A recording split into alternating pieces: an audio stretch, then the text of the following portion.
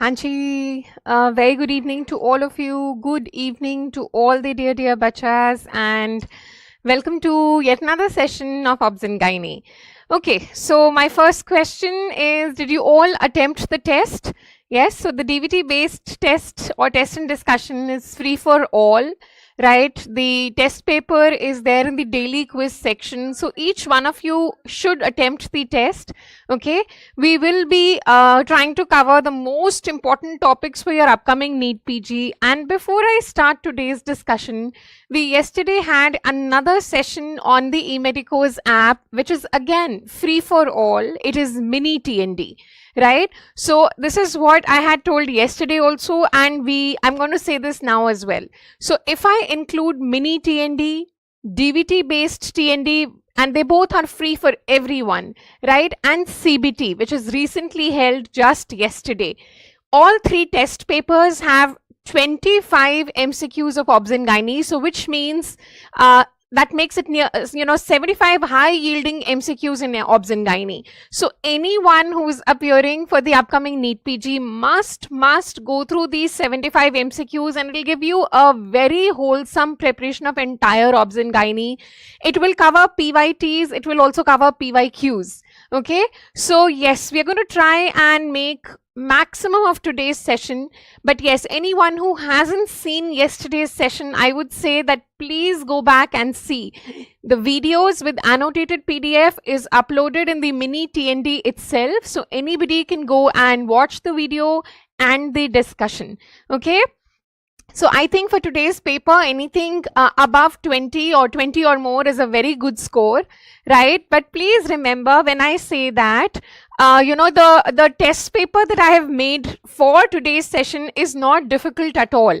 I think you got confused in some options, which is exactly how NEET PG will be, but I am so sure that each one of you will be able to give your best, right? So गलती करी भी है तो कोई बात नहीं, and I'm sure once you do the mistake now, you will not repeat it in the exam. That is the entire purpose. So make as many mistakes as you can now. Don't ever feel that, oh God, I've made a mistake. No, that is the best way to improve, and I'm sure each one of you will improve. Yes, you're all very bright, you're doing good work, and you will definitely do well. So rest, I'm here. We'll try and make it most high yielding for all of you, and that's a promise. But you all also have to contribute so that together we are going to win. Okay, and also I'm going to say this because I said it in yesterday's session as well, and I'm going to say it now. I always begin when I teach with a thank you note because I feel getting an opportunity to be a part of your journey is really special for me, and this is my time to make a mark in your journey, and I won't let it go waste. Yes, so I'm going to put my best efforts, whether it was yesterday or whether it is today. I'm going to try and use this opportunity to make a mark in your journey, right? So I always start with a thank you note, and that's how I believe I have always been evolving because of my students. Okay, so we're going to start off. So let's look at the first question of the day.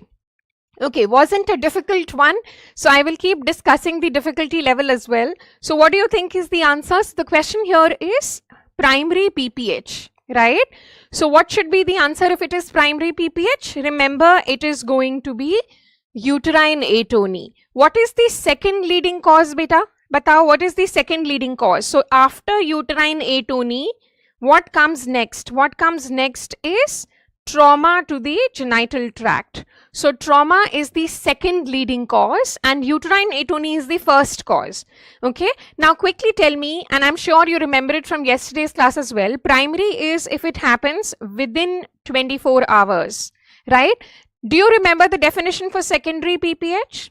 So secondary PPH is beyond 24 hours up to 12 weeks. Yes, so up to 12 weeks. And can you tell me the most common cause for secondary PPH?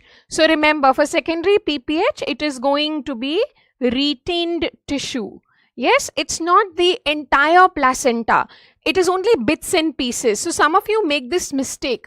If I ask you, a missing lobe of placenta succinturiata is more likely to cause primary PPH or secondary PPH? What would be your answer?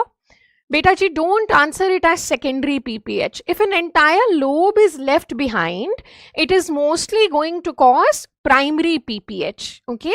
So when we say secondary, it means only bits and tissues of placenta. Is that clear, bacha? Perfect. Now, once I know this, the next thing I want to know from you is, whenever we talk about postpartum hemorrhage, we must also know the definition of retained placenta. That is again something that the NEET PG people are fond of asking, right? So who is going to tell me what is the cutoff for retained placenta? Yes. So if placenta is not expelled, okay? So if placenta is not expelled and how much time has elapsed? 30 minutes. So remember, 30 minutes is the cutoff. So once you go beyond 30 minutes, you call it as retained placenta. Now please remember, when we talk about retained placenta and if they are asking you the management, focus on keywords. If they say there is retained placenta with severe hemorrhage or severe bleeding, anytime they say retained placenta with severe bleeding, you are directly going to mark the answer as manual removal of placenta. Okay? So manual, yes, I have framed the questions very carefully. I will discuss types of placenta also. हर चीज बहुत plan करके मैं आई हूँ. So in every question, I will cover different aspects so that I give you a good coverage. Okay? But if there is not significant bleeding, okay, if significant bleeding is not there, then what can you try? You can try doing cord traction. Yes, so you can try doing cord traction. Obviously you will give a counter traction always, so you have to give a counter traction. So you give a cord traction, and if there is no significant bleeding, can we also give uterine relaxants? Yes, we can give cord traction if that alone doesn't work. So initially we will do quad traction alone. If this does not work because there is a constriction ring, then you can also give uterine relaxants or tocolytics. Okay, so uterine relaxants or tocolytics. But remember, this is only going to be done when there is what? When there is no significant bleeding. So be very careful. If they write there is severe bleeding, then beta ji, please answer it as MRP. Okay, so then we will answer it as manual removal of placenta. Is this clear to everyone? Okay, then the next important thing which I feel again, yes, the NEET PG people can ask and have asked is AMTSL. Now, I am sure you all know the 4 components. So let me ask you, the first and the most important component is giving a uterotonic agent, right? And this is given immediately after delivery. So giving a uterotonic agent immediately after delivery, this is the most important component, beta. And no doubt the drug of choice is oxytocin. I will talk about drugs in a separate MCQ, so I'm not giving you details of drugs right now, but I will in today's session make it very clear for everyone. Okay, so I'm going to cover all important aspects. Yes, MRP is a internal procedure. You have to put your hand inside the uterus. So it is done in OT and preferably done under general anesthesia, right? So the classic answer has been do it under GA because you need good relaxation. But spinal or regional anesthesia is not contraindicated. Okay, it can be done in regional anesthesia as well. All right. Now, remember the second component is controlled cord traction. Okay, what is the name of this method? You should know how to identify the image. With one hand, we are pulling down the cord, and with the other hand, we are pushing the fundus up, right? So controlled cord traction, and yes, this is modified Brand Andrews, right? And what is the third component? It has to be universally delayed cord clamping. Yes, so normally we are going to do delayed cord clamping, which means beyond or equal to 1 minute. If you do it within 1 minute, it is early cord clamping. Now some common doubts, because I don't want you to do any mistakes. So question number 1. early cord clamping is incorrect, but are there certain situations where we will do early cord clamping? Yes. So can you tell me where would you do early cord clamping? So one good answer is whenever the baby needs resuscitation. Yes. So if the baby needs resuscitation, we will do early cord clamping. Second, yes, as per NACO guidelines, not as per WHO, but as per our NACO guidelines, they say HIV positive do early cord clamping. Okay. The third important thing, when we talk about early cord clamping, RH negative, but what you don't sort of do correct is RH negative only those ones where ICT is negative, which means no sensitization. Because if ICT is positive, beta G, there is no use of doing an early cord clamping. Then you will do a delayed cord clamping. So it should be ICT negative. Is that clear? Yes. If the baby has a known heart disease, right? So baby is a known case of heart disease, then yes, we can do an early cord clamping. Now, very, very important, it is a previous MCQ as well. When we talk about AMT-SL and which is not a component, right? So AMT-SL, which is not a component, both early cord clamping are wrong and uterine massage is also wrong. Which is a better answer? The better answer will be early cord clamping. So if you have to choose between the two, go with early cord clamping. Uterine massage is also incorrect. It is not a part of, AMT-SL, but a more incorrect answer is early cord clamping. Is this clear to everyone? Yes. Then lastly, in this particular question, quickly, if I give you the algorithm for management of PPH. Okay, so when you talk about management of PPH, I'm going to talk about specific management, not about the symptomatic. Symptomatic mein there is no doubt you will put IV cannulas, right? So what is the symptomatic treatment? You have to put IV cannula, you have to start fluids, you have to catheterize the bladder, right? You have to definitely arrange blood and blood products. And you have to send some baseline samples, right? Like blood group, hemoglobin, as well as a coagulation profile. So this is all symptomatic, right? But my concern here is specific treatment. So in this specific treatment, we are going to begin with uterine massage, and primarily I am talking about the algorithm for A2NE. Okay, so you begin with uterine massage and you are going to begin with uterotonics, and the WHO guidelines say that for all PPH patients we are also going to give what? Injection Tranexa. Okay, so we are also going to give injection Tranexa to all patients who are having PPH 1 gram, right? Now please remember, when we say uterotonics, we begin with which one? We begin with oxytocin. It is the single best answer, but majority of times we would also combine it with misoprostol. So oxytocin you will give IV, misoprostol you will put per rectally. Yes. Now please remember, once we say uterotonics are not effective, yes, so uterotonics are not effective, what do you do next? So you have to escalate the algorithm, right? You can add more uterotonics, but what is the important point here? You must now begin with what? Balloon tamponade. Is this clear to everyone? Yes. So if alone uterotonics are not effective, you can escalate the uterotonics, which means you can add carboprost, you can add methogen. But along with that, you should also begin with balloon tamponade, and you are not going to stop uterotonics. Is that clear? So please remember this, okay? So remember this, that we will add balloon tamponade once we know that the initial ones are not working, but we will continue uterotonics, you will not stop it. Now, if the patient is still bleeding, then what do you do? So then the management depends on whether the vitals are stable or not. Okay? So if my patient has stable vitals, then we are going to go for uterine artery embolization. Yes, we are going to go with uterine arteries embolization. But if the vitals are unstable, we are going to shift the patient to OT. Yes.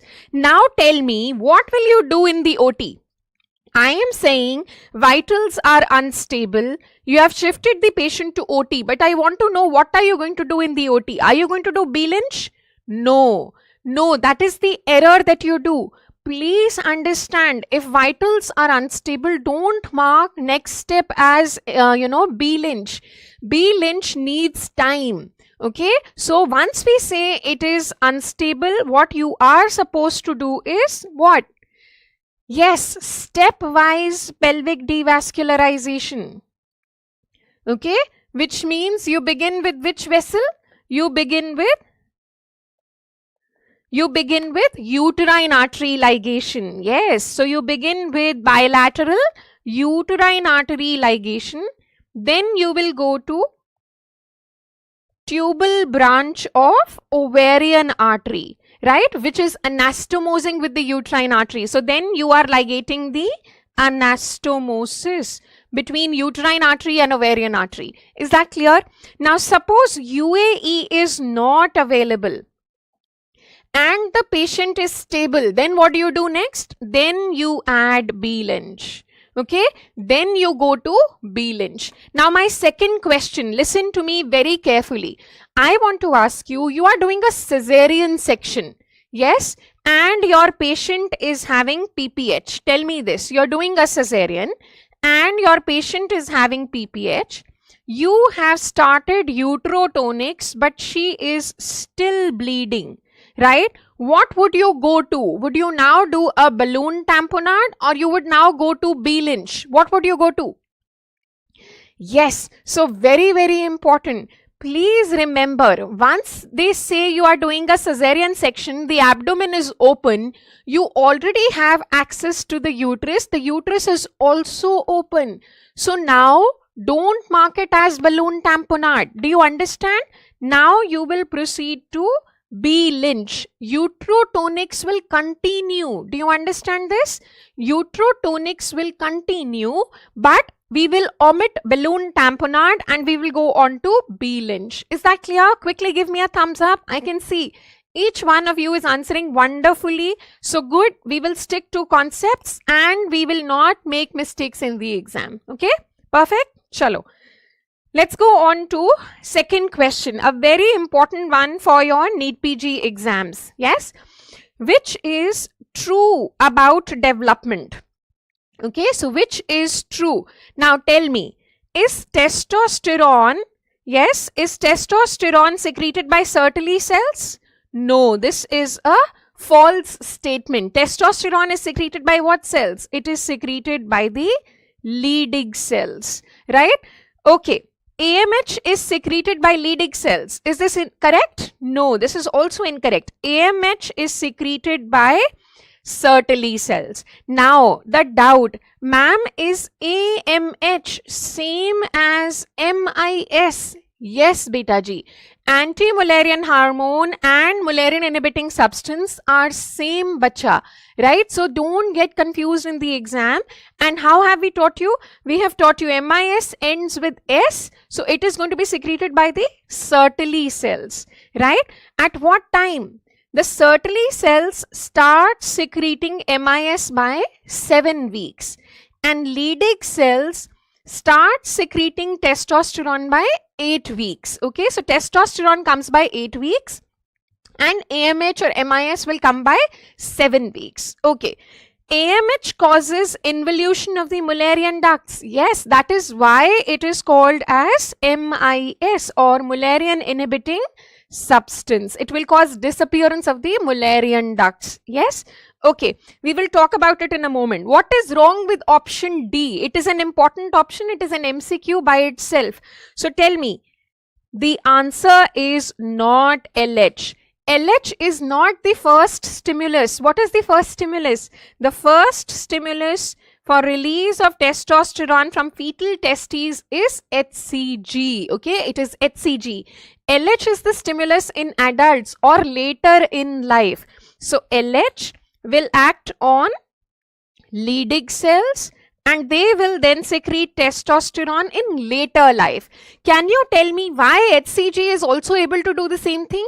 Because HCG and LH are very, very similar. They have absolutely identical alpha subunit, right? So they have absolutely identical alpha subunit.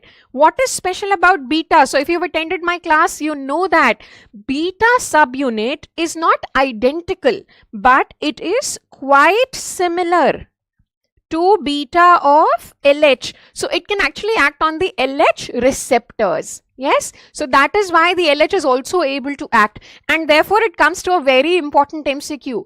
If you have to answer one hormone, HCG is morphologically or structurally and functionally similar to which hormone? What is the best answer? So structurally and functionally similar to which hormone? So the single best answer will become what? LH, right? The single best answer, beta G, would become LH. Now, hormones and NEET PG is very important. So I want you to answer some more questions. Yes? So can you tell me, when we talk about high AMH, okay, high AMH, what all is it related to? Very, very important. Please remember, high AMH is seen in women with PCOS. Then remember, it means there will be a good outcome of IVF. Okay, it means there is good outcome of IVF. Third, it means my patient may also have high risk of what? OHSS, ovarian hyperstimulation syndrome. So remember these, and remember these two things. MIS or AMH, what are these? They are glycoprotein hormones. Can you tell me one more hormone which is glycoprotein and is important for your exams? One more hormone which is glycoprotein and is important for your exams. Yes, it is HCG. HCG is also a glycoprotein hormone. It is a PYQ. You must know this. Okay? So remember this. Now, very, very important, since I am talking about AMH, remember, AMH is the best test of ovarian reserve. Yes, it is the best test of ovarian reserve. I want to know from you why. Who can tell me the why behind it? What is the why? The why is because it shows no fluctuations in the menstrual cycle, and it can be done on any day of the menstrual cycle. Yes, so it can be done on any day. It shows least fluctuations. Yes, excellent, very good. Now can you tell me which is the most commonly used test of ovarian reserve? What is the most commonly used test of ovarian reserve? Now the answer changes. The answer is going to be FSH. Most common is FSH. Remember, FSH has to be done on day 3. AMH can be done on any day. Is that clear to everyone? Okay. Next, very, very important thing. When we talk about AMH, the normal values are between 1 to 3 nanograms. Okay.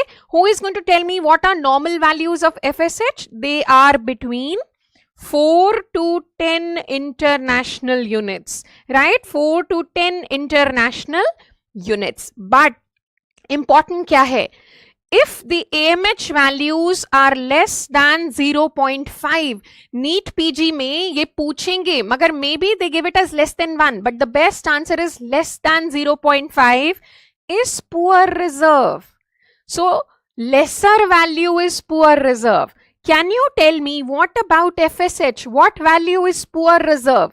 Higher value. Okay, higher value is poor reserve. So more than 15 international units is poor reserve. More than 20 is suggestive of what? Premature ovarian failure. Right? So premature ovarian failure. Yes. Now very, very important and important for your exams as well. So you're going to tell me, can you tell me what is the remnant of Mullerian duct? What is the name of the remnant of Mullerian duct? So remember, 40 beta is confirmatory, okay? 40 is confirmatory, but more than 20 is also suggestive of premature ovarian failure. Is that clear to you?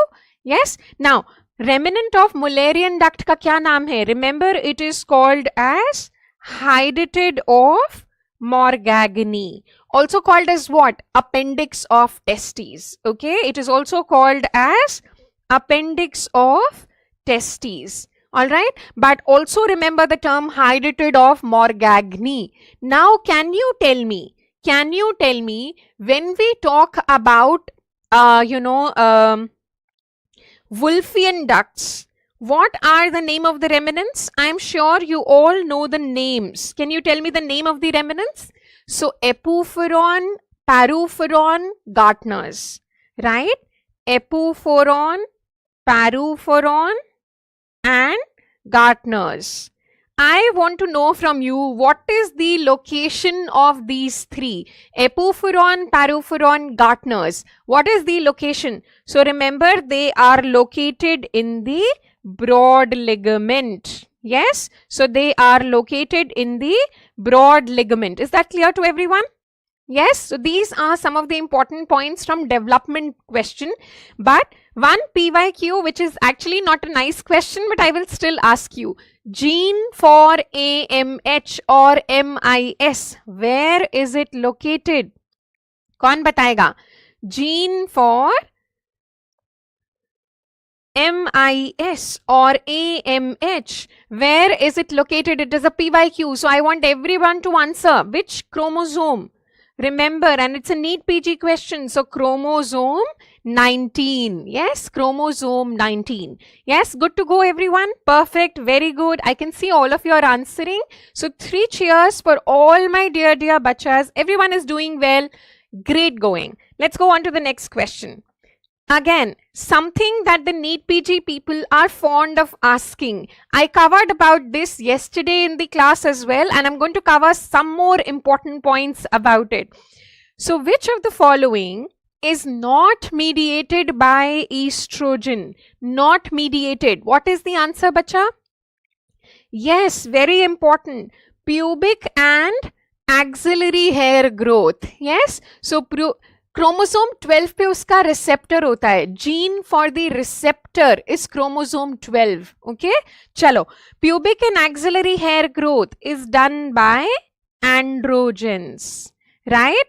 Androgens in follicular phase, which is considered as the first phase or first half of the menstrual cycle, the predominant hormone is estrogen. Yes, it is estrogen. I want to know from you, when we say, vaginal acidic pH, what else is required other than estrogen? So remember, what else do we need is lactobacillus. The normal value is 3.5 to 4.5. Which cells would you see? Superficial cells, right? Superficial का मतलब क्या होता है? Mature cells. Mature का मतलब high karyopyknotic index, मतलब they will have more cytoplasm and a very pycnotic nucleus. Is that clear? Breast development, yes, we did it yesterday also. The ducts are under the effect of estrogen, while the glands are under the effect of progesterone. Now coming to some important MCQs, and you're going to answer me. Can you tell me E1, E2 and E3? Can you tell me what is special about each of them? So E1, whenever, please ये गलतियां नहीं करोगे. Whenever we talk about which estrogen is formed by peripheral conversion, whether the woman is premenopausal or postmenopausal, the answer will remain as E1. Is that clear? So कुछ बच्चे premenopausal पढ़कर गड़बड़ करते हैं. So I am sure you will not make that mistake. The moment we write peripheral conversion, whether she is pre or postmenopausal, the answer will remain as E1. Okay, adipose tissue. Yes, it is done in the adipose tissue. What is special about E2? E2 is the most potent natural estrogen. Yes, it is the most potent natural estrogen, and it is the main estrogen in reproductive life. Yes, it is the main estrogen in reproductive life. Okay, what about E3? This is what is specific in pregnancy. So specific to pregnancy, whenever you say which estrogen in pregnancy, no overthinking, you should mark it as E3. Now, let me ask you, who is going to give me ascending order of potency of these estrogens? Ascending order of potency. What would be the answer? The answer will be E3. It is the least potent. Then comes E1 and then comes E2, right? So the order in ascending order of potency, matlab from least to maximum. Agar descending पूछते तो उल्टा हो जाता. Then it would have been 2, 1, 3, right? So most potent is 2, then comes 1, then comes 3. No, see, you did the same mistake. You are doing the same mistake. Maths हमारी इतनी भी खराब नहीं है, हम डॉक्टर जरूर हैं बट इतनी खराब नहीं है, है ना? सो प्लीज रिमेंबर, जब हम बोलते हैं ascending order, you have to begin with least potent to most potent. ठीक है? इज दैट क्लियर बच्चे? Yes? Okay, perfect. Now the next important question, can you tell me in which conditions will you see low estrogen? Think and tell me in which conditions you will have low estrogen. So conditions like premature ovarian failure, conditions like gonadal dysgenesis, yes, and Sheehan's syndrome, okay, and Sheehan's syndrome. So obviously menopause, right? Menopause. So remember, menopause mein estrogen is low, gonadotropins are high. Yes, so estrogen is low, gonadotropins are high. Now I want to ask you, why did I put them all together? Because the moment you know they all have low estrogen, they will have similar symptoms. The symptoms will be same. Yes, yes, even in Kallmann syndrome. You are right, even in Kallmann syndrome. So all of them are likely to have similar symptoms, right? Which means they are likely to have atrophy of the vagina, they are likely to have hot flashes, right? So symptoms are going to be similar. But most importantly, can you tell me what will be the progesterone challenge test in all these women? Can you tell me? The reason why I grouped them together is I want to know what will be the progesterone challenge test in these women. So this is based on what concept? This is based on the concept that estrogen is required for progesterone to act. Progesterone acts on estrogen primed endometrium. So in all these cases, that is why the PCT is going to be negative. So some of the bachas wanted to ask me this, what is a PCT? They had doubts. So please remember, when we say PCT, when we say PCT, it has to be estrogen primed. So if there is no estrogen, progesterone won't act. Is that clear to everybody? Yes. Who is going to tell me now, what about Asherman syndrome? What are estrogen levels here? Here the estrogen levels are normal, but PCT is still negative. Can you tell me the why? Because the endometrium is damaged. Yes, so it cannot be primed. So although estrogen is normal, the PCT will be negative. Is that clear to everybody? Yes, perfect. Now I want to see how many of you have understood the concept. So quickly tell me, when we talk about polycystic ovarian syndrome, yes, can you tell me what will be the PCT in that case? Polycystic ovarian syndrome. So estrogen is normal. Yes, E2 is normal in these women. Total estrogen may be higher because of higher E1. So they have higher E1, but total estrogen may be raised, but E2 is normal. So I want to ask you, what will happen to PCT? It will be Positive, because the priming is there. So remember, they are likely to ask this question: in which of the following conditions PCT will be positive? Go with concepts. If estrogen is low, PCT cannot be positive. Yes, if endometrium is damaged, PCT cannot be positive. So PCOS mein bache, PCT is going to be positive. Is this clear? Everybody good with concept now? Great. Now I want to also ask something which I know NEET PG is again fond of asking. And since we are talking about estrogen, I want to ask you here about postmenopausal HRT. Yes. If I ask you what type of HRT are you going to give if your patient is postmenopausal, remember it will be E plus P unless they mention she is post-hysterectomy. Okay.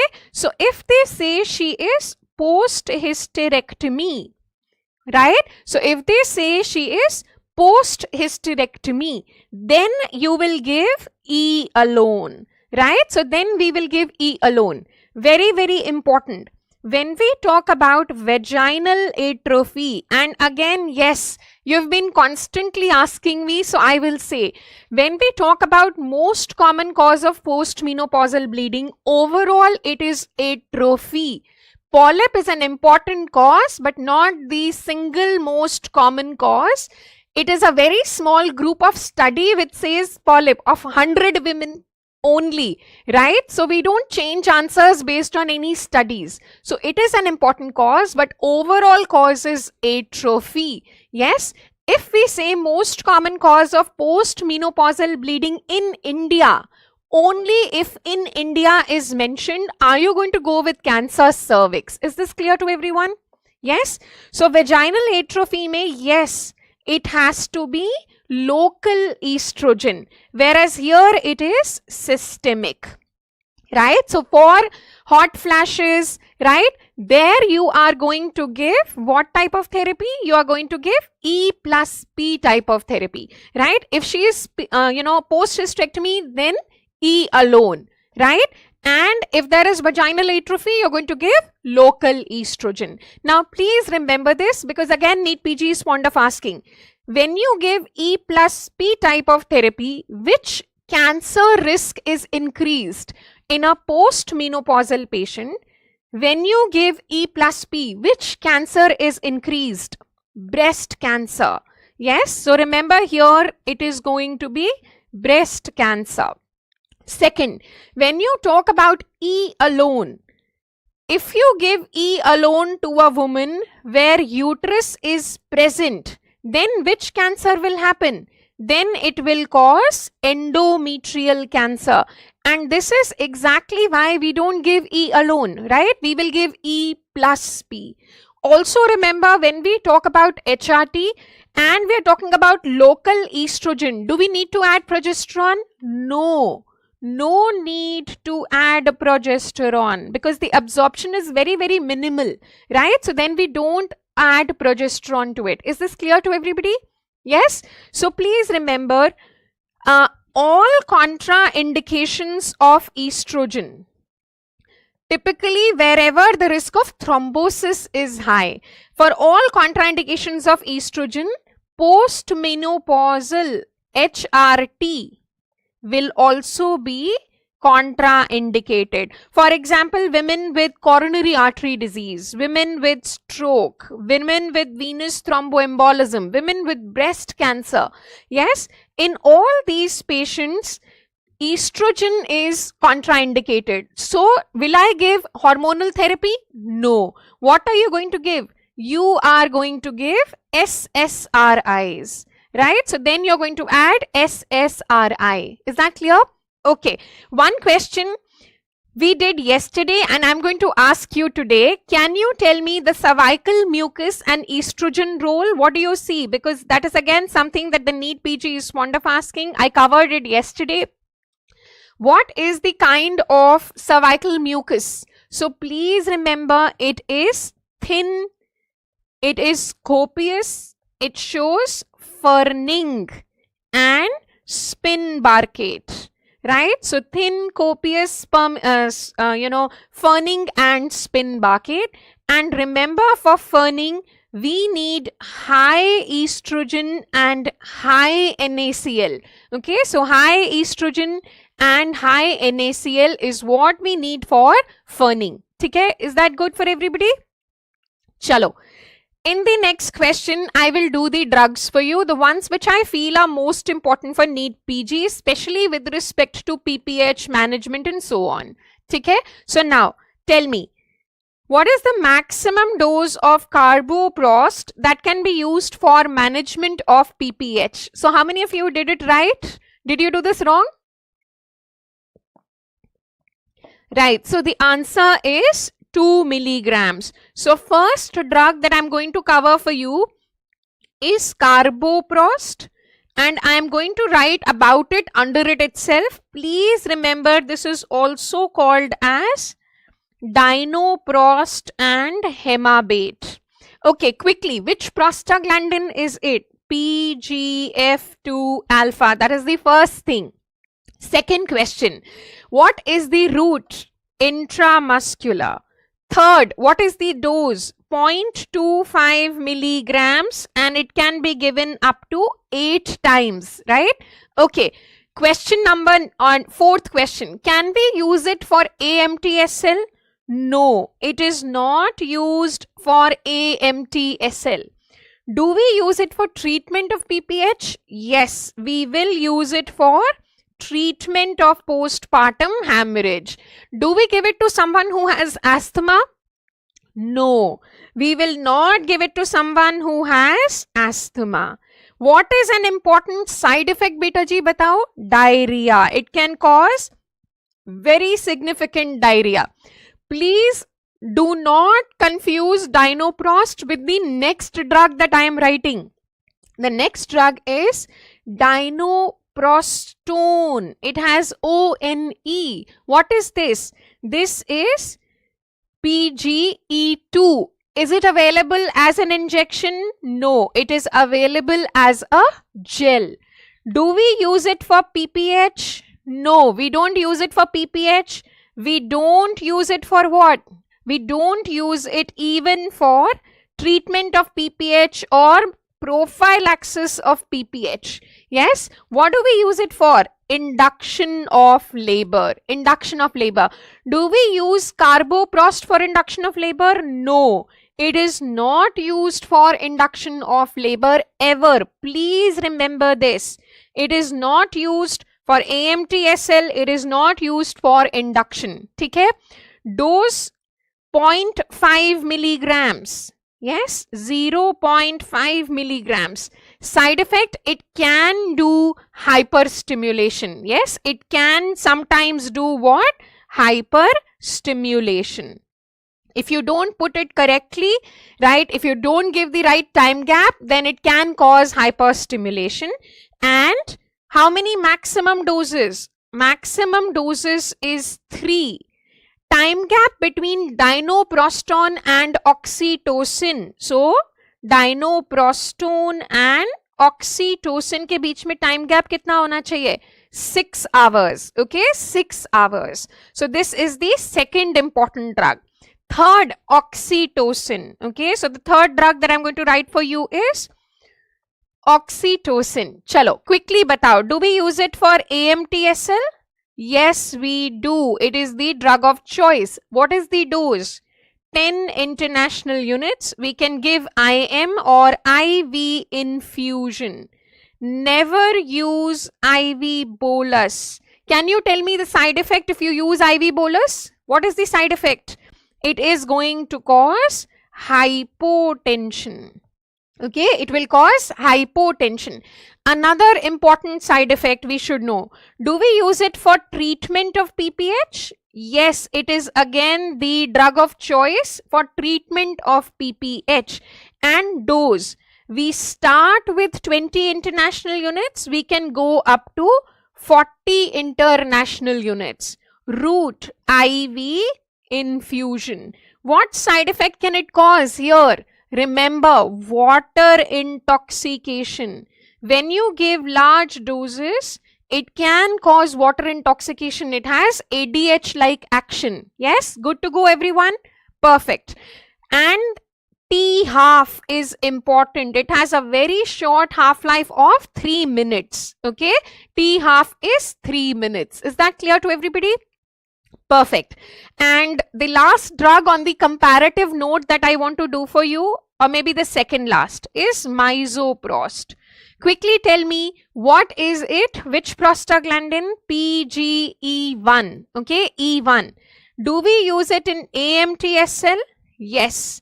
600 micrograms. What is the route? Oral. Do we use it in treatment of PPH? Yes. We can use it sublingual or per rectal. Dose either 800 or 1000 micrograms. Can you give it to women with asthma? Yes. It is a bronchodilator. Remember, carboprost nahi dena hai, misoprost de sakte hain. Then quickly tell me, what is an important side effect of misoprostol? Important side effect. Yes, it is fever with chills, right? Fever with chills, bache. Okay, important, again, very characteristic. Then, do we use misoprostol for induction of labor? Yes, we use it for induction of labor. 25 micrograms, and we put it per vaginally. Very important is the next question. In which case will you not use it for induction?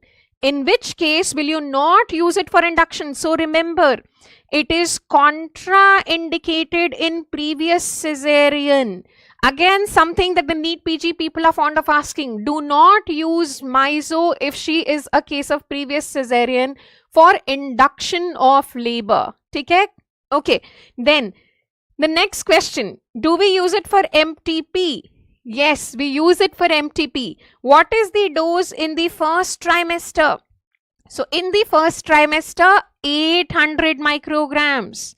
What is the dose in the second trimester? What is the dose in the second trimester? It can be 400 micrograms repeated every 3 to 4 hourly for a maximum of 5 doses. Okay, for a maximum of 5 doses.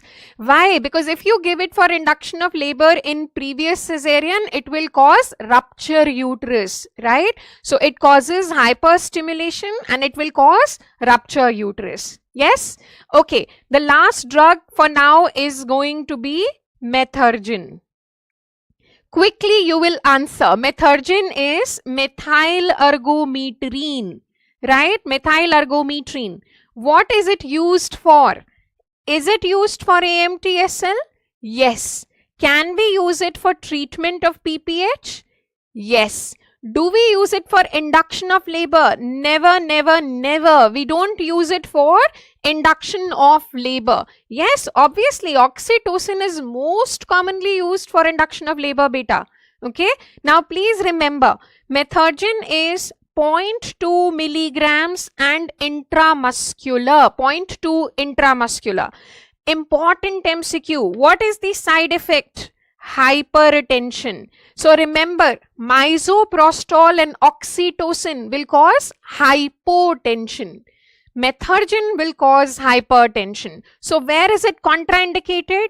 Yes, it is contraindicated in heart disease, pre-eclampsia and eclampsia.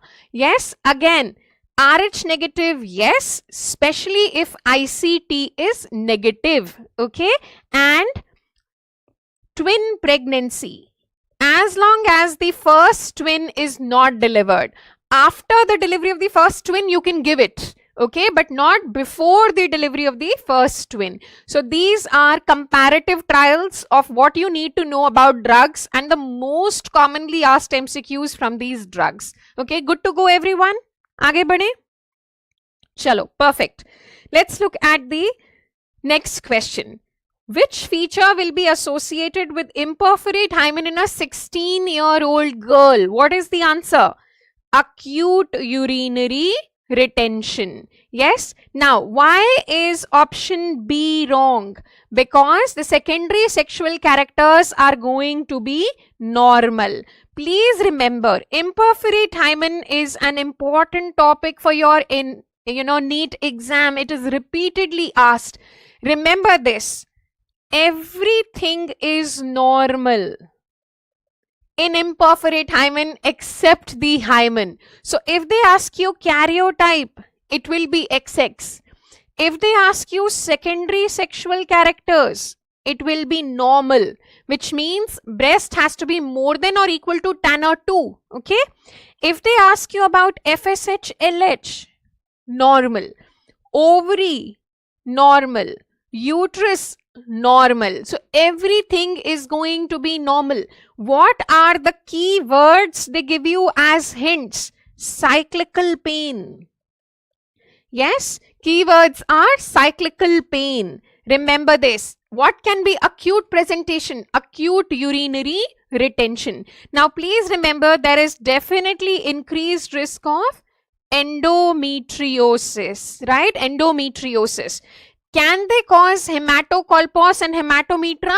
Yes, but more common will be hematocolpos as compared to hematometra. Yes, so they can cause an enlarged uterus, they can cause hematometra, but more common is hematocolpos. Is that clear to everyone? Now, some of you are always confused between imperforate hymen and transverse vaginal septum. Pehli cheez, please remember, if it is a transverse vaginal septum, it is usually higher up. So, vaginal opening will be normal in these women. The obstruction is in the upper 1/3. Yes. Then please remember here, when you do a local examination in imperforate hymen, yes, you will see a bluish membrane on the vaginal opening, right? So, bluish bulging membrane on the vaginal opening. Which of the two will have a cough impulse? We have covered all this in classes. I'm just trying to recapitulate for you. Yes, tell me, which of them will have a positive cough impulse? So, cough impulse is going to be positive in imperforate hymen because it's a very thin membrane. In transverse septum, the cough impulse is absent. It's a thick fibrotic band. Okay. What about PR examination? So remember, per rectal examination in imperforate hymen, where will you feel the bulge? Anterior to rectum. Okay. So bulge is felt anterior to the rectum. What about transverse vaginal septum? The bulge is higher up. So it will be felt on the tip of the finger, right? So bulge is felt much higher up on the tip of the finger. And what will be more common in transverse septum? Hematometra, right? So in transverse vaginal septum, hematometra is more common as compared to imperforate hymen. Needless to say, what is the treatment of choice? Yes, a cruciate incision. Okay, so treatment of choice is cruciate incision. Okay, now this is important. They can come in the exam repeatedly, so I want you all to answer them correctly. What is A? A is normal. What is B? B is the image for imperforate. What is option C or image number C? Image number C is microperforate. Very small opening. Okay, so microperforate. Is that clear to everyone? Okay. What about D? D is called as cribriform, also called as sieve-like hymen, multiple small openings. So it is cribriform, right? And what is the last image? Septate hymen, right? So there are two openings and there is a septum in between. Yes, what is the difference between treatment in transverse vaginal septum? So please remember, here you will excise, not give an incision, you will excise the septum. In imperforate hymen, we were only giving a incision, okay, incision. So incision in imperforate and excision in transverse vaginal septum. Okay, good to go everyone. Chalo, aage badhe bacha. Let's go on to the next question. Again, very, very important for NEET PG exam. Dose of LNG tab as emergency contraceptive. Kaun batayega answer? What is the answer? So, correct answer is B. What is wrong with option A? Please remember, if it is 1.5 milligrams, it is a single dose. It is a single dose. Okay. So, 0.75 is what is given twice, 12 hours apart. Up to what time? Up to 72 hours of unprotected intercourse. Okay, who is going to tell me the mechanism of action? Because you are always so confused. I don't want you to be confused in the exam. Inhibition or delaying ovulation, right? So, inhibition of ovulation or delaying ovulation. This is what is most commonly used method of EC in India. So, most commonly used method of EC in India is LNG tab. It is also called as morning after pill. It is also called as plan B. Okay, it is also called as plan B. Okay, now I want you to compare and know other things as well. For example, let us talk about ulipristal. Okay, can you tell me what category drug is ulipristal? It is SPRM, selective progesterone receptor modulator. Okay, how does it act? Again, by delaying ovulation. I am telling you the main mechanism of action. Okay, there are other mechanisms as well, but this is the single best answer. Okay, what is the dose? 30 milligram single dose up to what time period? 120 hours. Okay, up to 120 hours. That is for ulipristal. Is that clear to everyone? Okay, it is most effective hormonal EC. Please understand the keywords. Among the hormonal methods, this is the most effective one. Is that clear? But if I remove the word hormonal and I just ask you most effective EC, what is the answer now? Now the answer will be copper T. Yes, now the answer is copper T. Remember, it is effective up to 120 hours or 5 days. Okay, a standard question. A woman comes on the 5th day of unprotected intercourse. What would be the answer? Will it be ulipristal or will it be copper T? Copper T, because it has a much less failure rate, right? So if they say comes on the 5th day, the answer will be copper T. Okay, bacha, is that clear to everyone? Perfect. Very good, very good. Mechanism of action. Inhibition of fertilization. That is the best answer. The second best answer, inhibition of what? Inhibition of implantation. Okay, inhibition of implantation. Now, two other methods that I want you to know. Definitely, can we use OCPs? Yes. This is what is called as USP regime. It is the least effective method and therefore not commonly used. Okay, remember here it is going to be 100 micrograms of ethinyl estradiol, which means, are we talking of a normal OC pill? No. Yesterday I have taught you a lot about OC pills.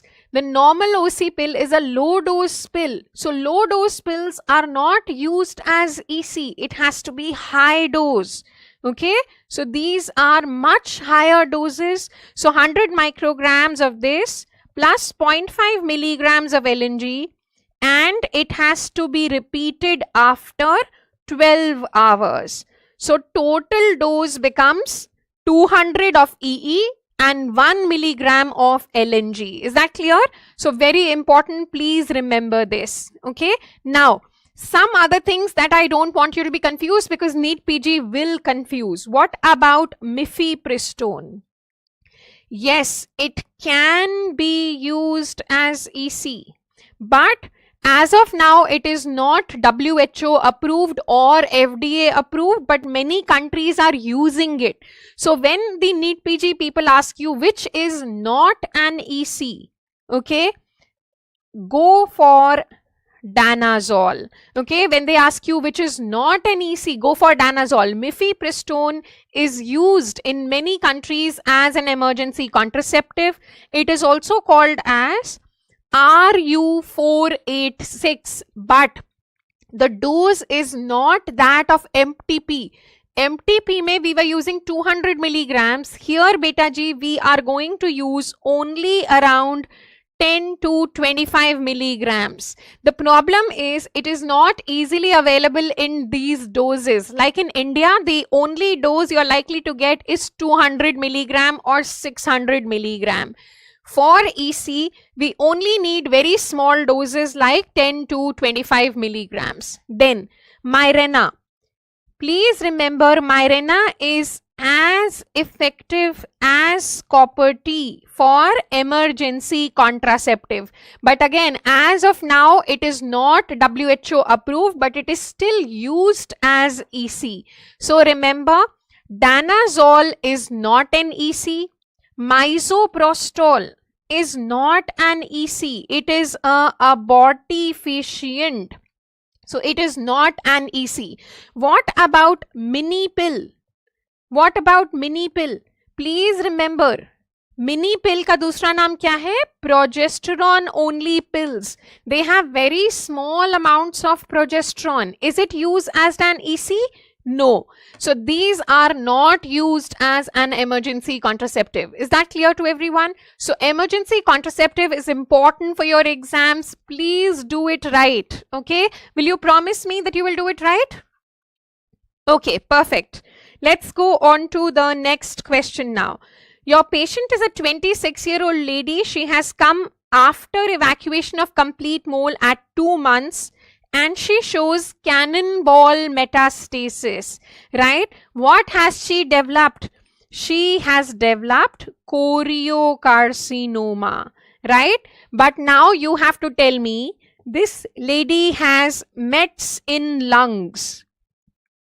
Can you tell me the following MCQs? So question number 1, what stage GTN is this? Remember, this is stage 3 GTN. Next question, good prognosis or bad prognosis? Remember, it has good prognosis. Usually it will come in which category? Low risk GTN, and therefore we will treat it by single agent chemo. Please remember, it is definitely single agent, but it is multi-dose, not single dose. Where do you use single dose and single agent? Ectopic pregnancy. Here it has to be multi-dose. So you give methotrexate along with what? Folinic acid. You alternate methotrexate and folinic acid, but it is single agent. Folinic acid is given to reduce the side effects. It's not the chemotherapeutic drug. Is that clear to everybody? Yes. Definitely, please remember, if there is methotrexate resistance, then we can use actinomycin D, right? Now, answer some other MCQs quickly, and I'm sure all my bachas are going to give me absolutely correct answers. So, question number 1. Can you tell me what is the classic appearance on ultrasound of complete mole? What is the classic appearance? Yes, it is called as snowstorm. What is the second classic finding? The second classic finding is no fetus. What is the third finding? Bilateral theca lutein cyst. So these are important ultrasound findings. Next question. Can you tell me the karyotype in complete mole? 46XX.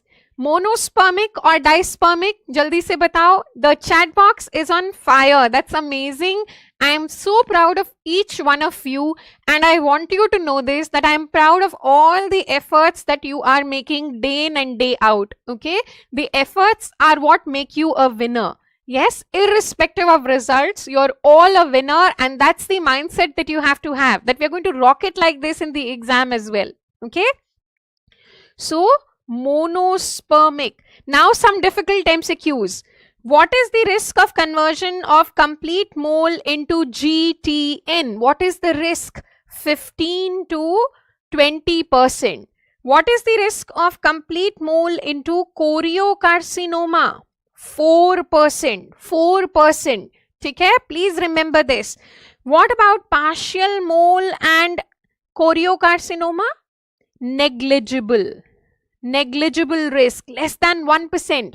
Okay, tell me, treatment of choice for complete mole. Suppose you get this image. Again, NEET PG is very fond of asking. You should know that this is the snowstorm appearance. This is because of hydropic degeneration of the placenta. The villi are edematous. They are full of water, right? So there is, please remember, complete hydropic change in the placenta. Yes. Will there be placentomegaly? Yes, definitely yes. There will be placentomegaly. Will the HCG levels be high? Obviously yes. Very high HCG levels. Right? Big placenta, very high HCG levels. And treatment of choice? Yes. Suction and evacuation. Perfect. I'm going to clap for each one of you because I'm proud of your efforts and because you're giving all correct answers. So well done. Okay.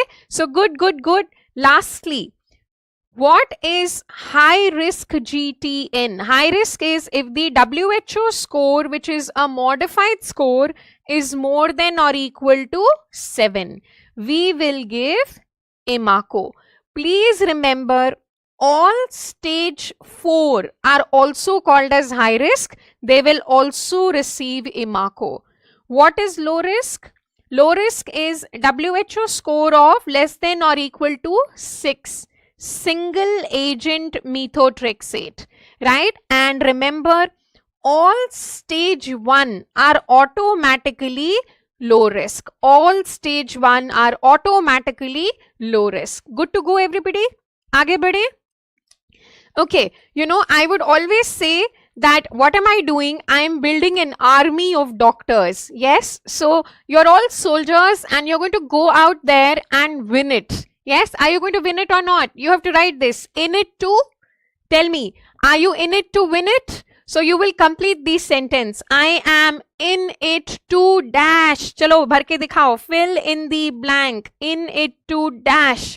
Whoever will fill the blank is going to rock in the exams. You're manifesting it. You will convert it into a reality. Yes? Okay. Chalo. Till the time you're all writing in it to win it, I'm going to go on to the next question. Okay. So let's look at this. Your patient is 34 weeks pregnant. Yes. She has pain epigastrium. She has dizziness, an episode of vomiting. Raised bilirubin, which is 4, liver enzymes are raised, and raised ammonia with low glucose. So what is the answer here? Is it HELP syndrome? No, no, no, no, no. It is not HELP syndrome. Yes, so it is not HELP syndrome. Why? Because there are signs of liver failure. Who is going to tell me? Yesterday, in yesterday's TND, we have talked about detailed about preeclampsia, HELP syndrome, management, impending eclampsia. Today, I am going to focus on AFLP. It is important for your exams. Yes.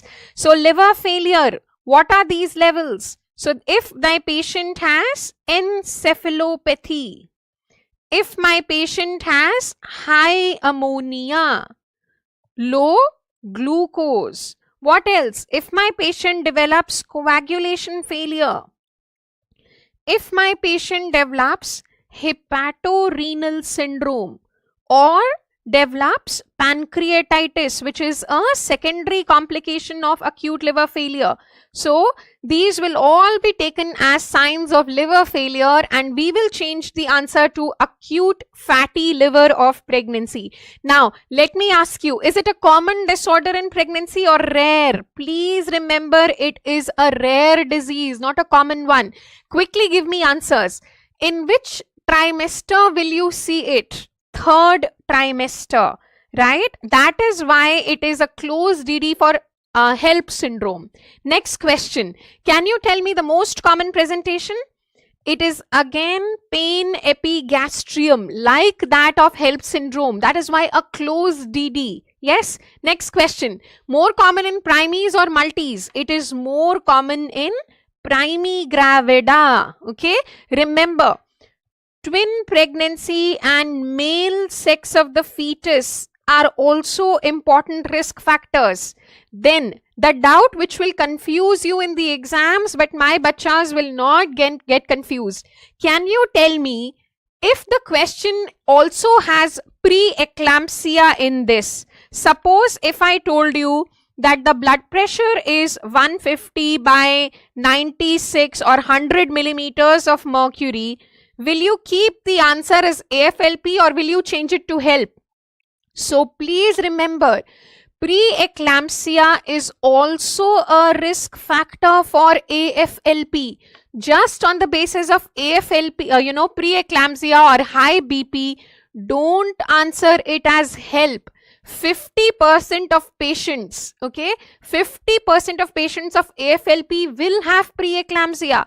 So decide only on the basis of signs of liver failure. Have I made it clear to all of you?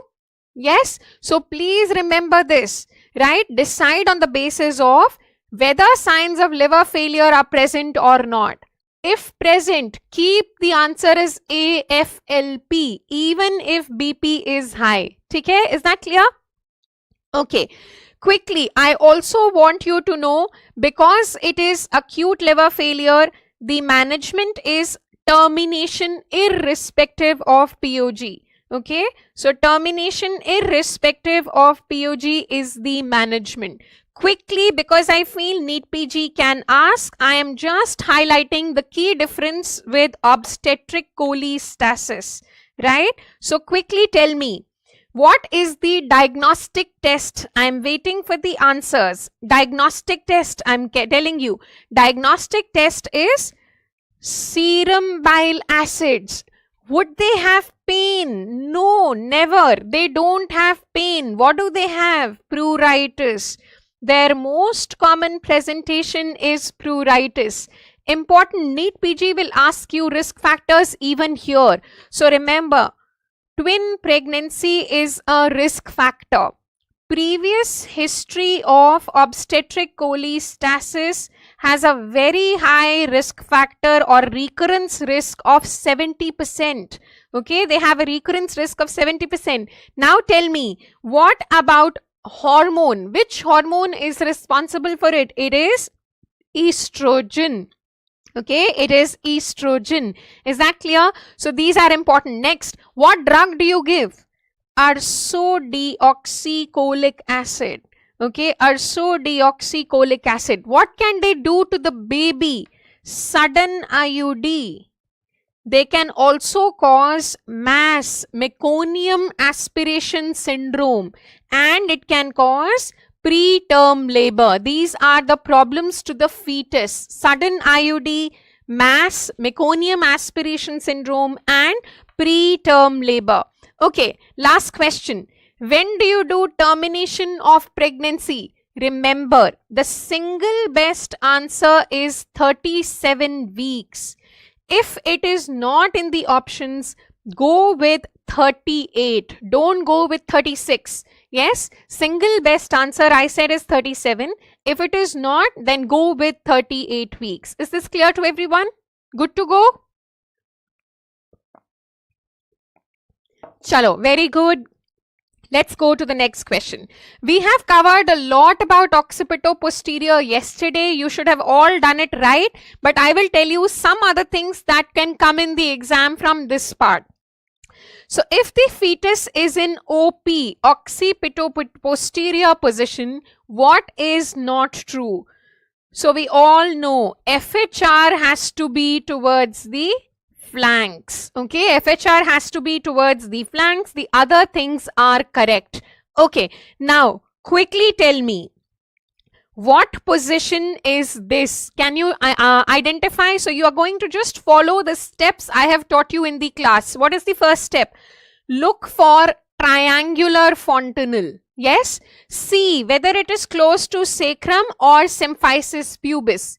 Here it is sacrum. So it has to be OP. Occiput has to be where the triangular fontanelle is. So it is posterior. It is my left and your left, so it will be patient's right. So this is right occipito-posterior, which is the most common position in OP, right? It is the most common position, so this is ROP. You are seeing the pelvis from below, so your right and left are opposite. Okay, is that clear to everyone? Perfect. Can you tell me in which pelvis will you see this ROP? I covered it yesterday, so I want you to answer it correctly. In which pelvis will you see ROP? The answer will be android, right? So the answer will be android pelvis. And again, your NEET PG is fond of asking this. So android, everyone knows, you have to look at the shape of inlet. If it is heart shaped, it is android. Look at image number D. Okay, it is antero-posteriorly oval. So this is what is anthropoid. Can you tell me in anthropoid what would you see? So you remember we did it yesterday. Direct OP, persistent OP, as well as what? Face to pubes. Okay. Quickly tell me, which pelvis has prominent ischial spines? So if they say prominent ischial spines, okay, if they say converging walls, the answer is, yes, the answer is android, right? So prominent ischial spines and converging side walls. Quickly tell me, in anthropoid, which diameter will be bigger? Sometimes they will confuse you. A pelvis where AP diameter is bigger than transverse diameter is which one? Anthropoid. Whereas a pelvis in which transverse diameter is bigger than AP is which one? It is platyploid.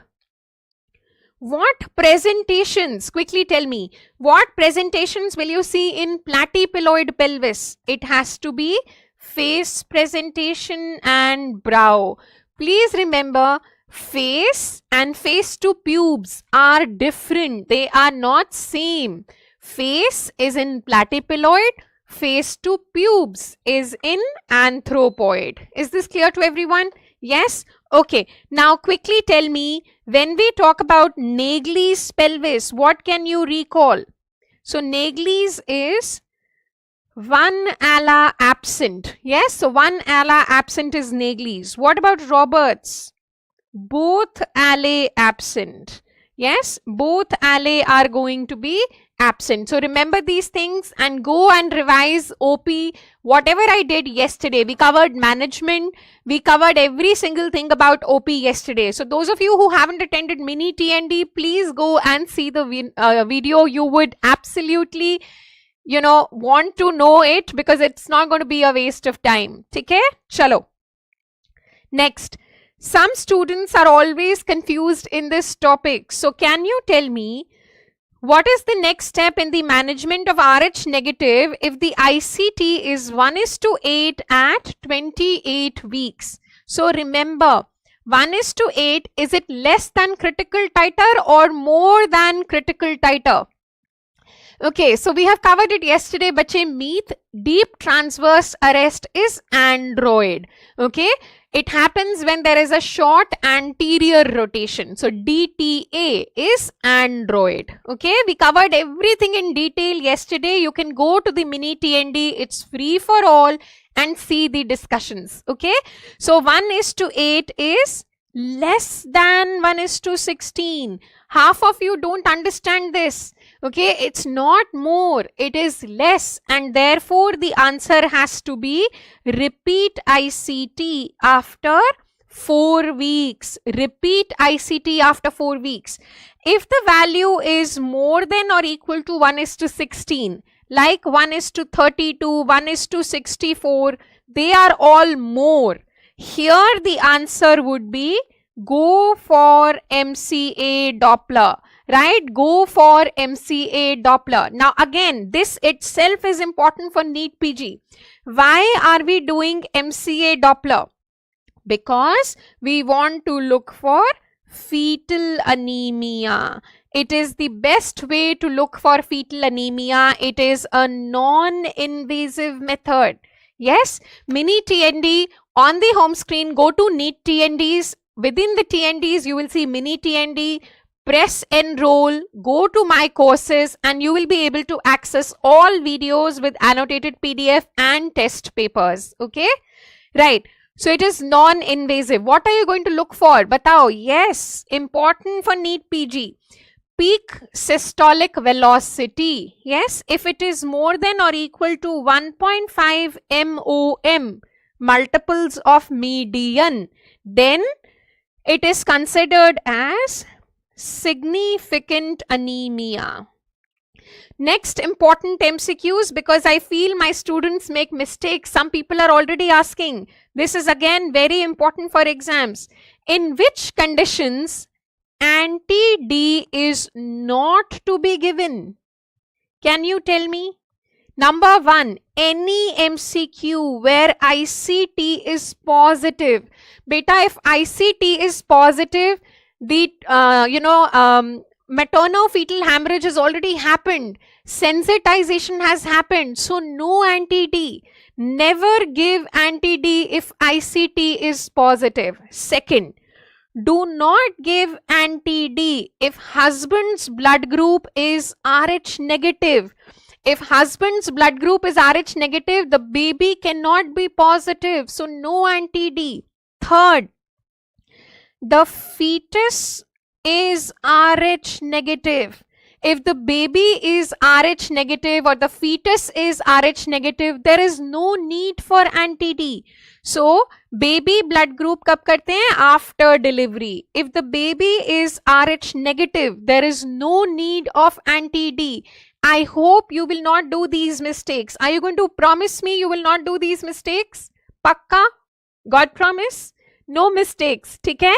ये बहुत basic questions हैं. Next condition where I feel my students make mistakes. Dose. आप लोग क्यों गलत करते हो? Dose of anti-D. चलो बताओ. If there is feto-maternal hemorrhage any time beyond 12 weeks, right? If there is feto-maternal hemorrhage any time beyond 12 weeks, then what are you going to do? Batao. Then you are going to give the dose as 300 micrograms, a full dose IM injection.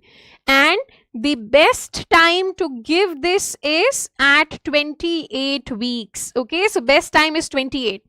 What is the dose if the POG is less than 12 weeks? It is 50 micrograms. Now listen to me very carefully. India में 50 microgram का injection नहीं है. So we are very commonly giving either 100 or even 300. But the reason is because 50 ka injection is not easily available. What is easily available is either 100 micrograms or 300. So a lot of times in the hospital, you might see us giving 100 micrograms. But the reason is because 50 is not available. So in the bracket, I am writing 100 micrograms. But 50 is what is recommended and it is more than enough. Is that clear to everyone? Yes? Okay. Next question. Your exams, especially NEET PG, is fond of asking something or the other about Dopplers. So quickly tell me, which Doppler do you do for fetal anemia? We said middle cerebral artery. Which Doppler will you do to look for uteroplacental insufficiency or IUGR? Which Doppler? The answer will be umbilical artery Doppler.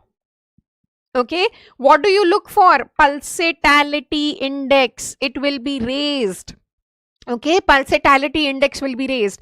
Which Doppler are you going to look for when you want to look or do a prediction of preeclampsia? Batao, prediction of preeclampsia. Which Doppler? Uterine artery Doppler.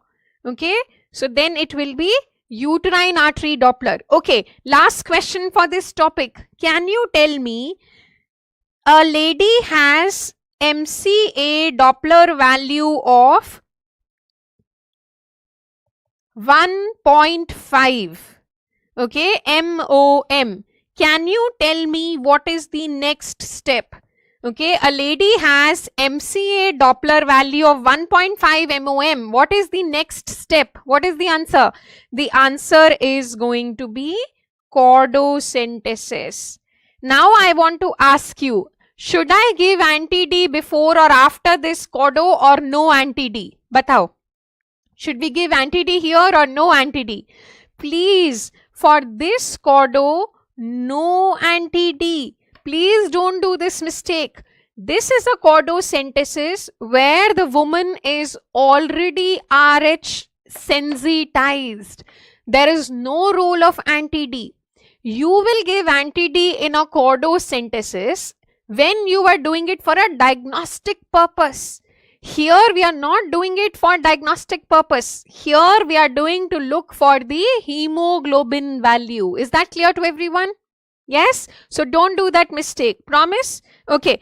Last, what hemoglobin value is an indication for intrauterine transfusion? Of course, yes. Even if you are a nursing student, you are going to get a lot of these things in your exams, right? And they are a lot of PYQs as well. So, intrauterine transfusion kab karte hain? Because at hemoglobin level which is less than 8g%.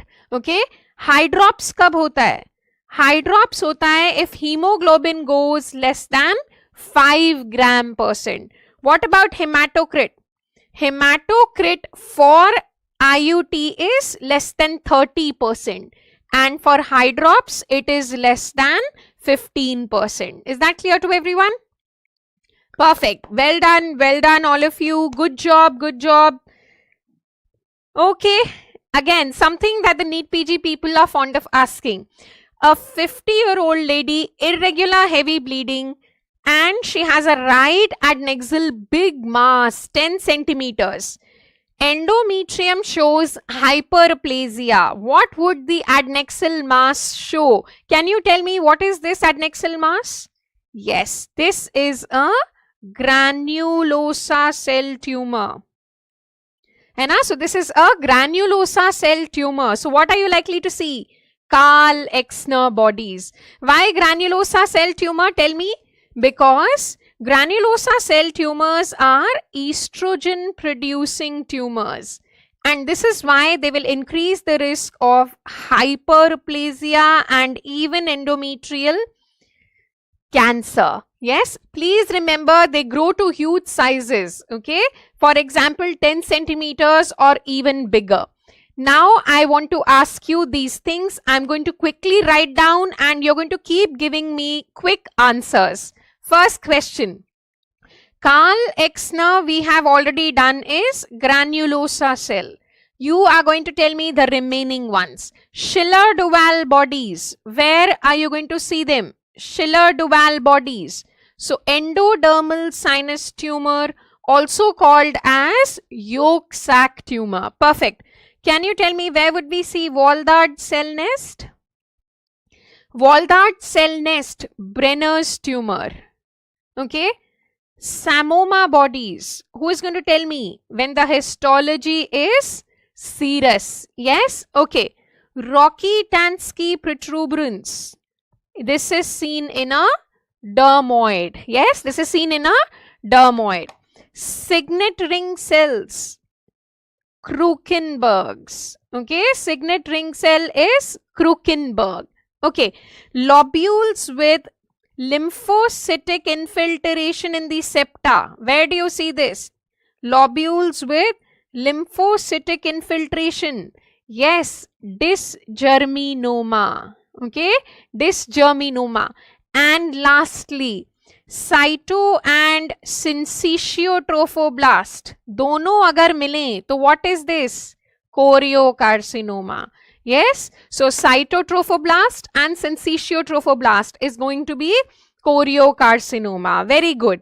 Lastly, Rinke's crystal Leydig cell tumor.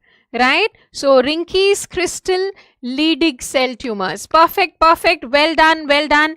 Now I want you to identify what is A, B and C. So what are A, B and C? Let's see if you can give me these answers. Jaldi se batana hai.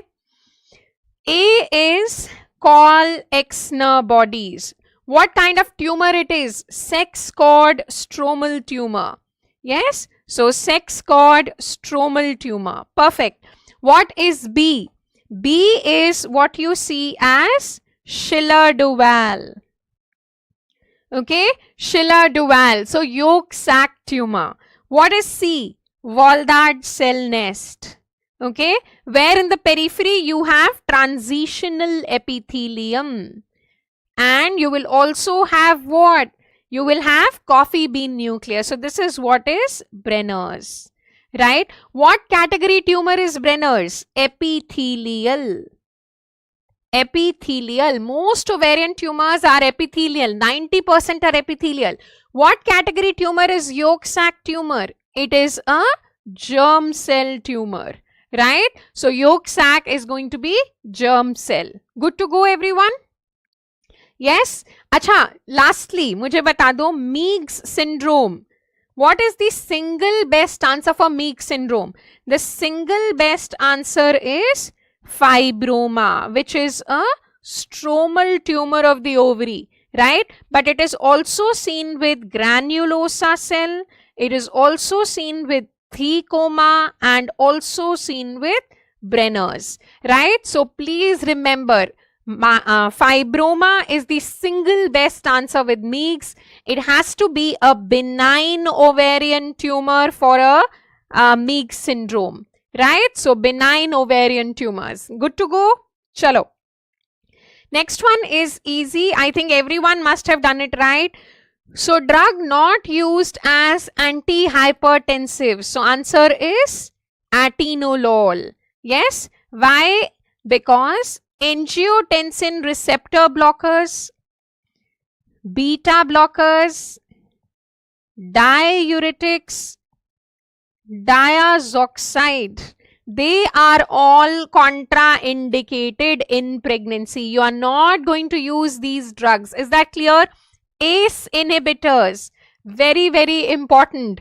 They always want to make it easy, so they will give ACE inhibitors. Now my question to all my bachas, and let's see if you do it right. Can you tell me, when we give Magsulf in pre-eclampsia, is it an antihypertensive drug? Batao.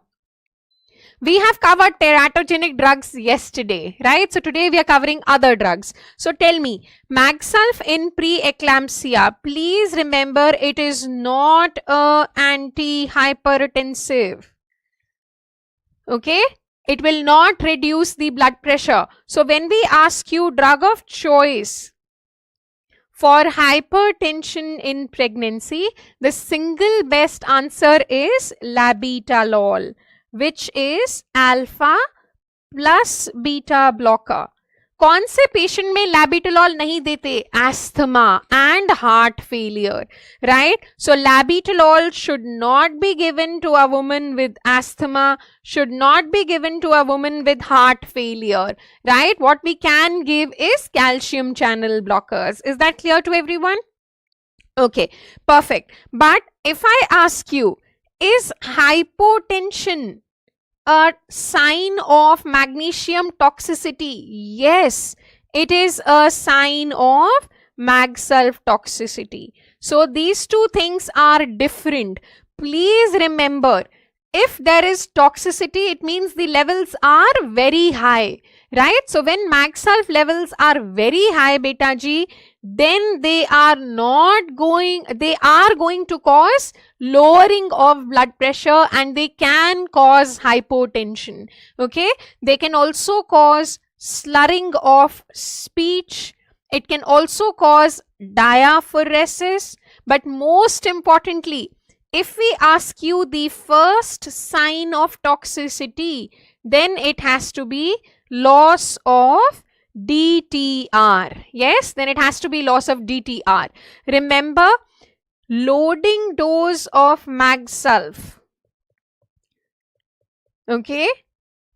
Can it be given irrespective of renal functions? Yes. So loading dose has to be given irrespective of renal function. Okay? So remember these things. Please remember the therapeutic levels are 4 to 7 milliequivalents. What is the antidote? Calcium gluconate. Yes, 10 ml of 10% IV calcium gluconate. This is what is the antidote. Okay? Clear to everyone?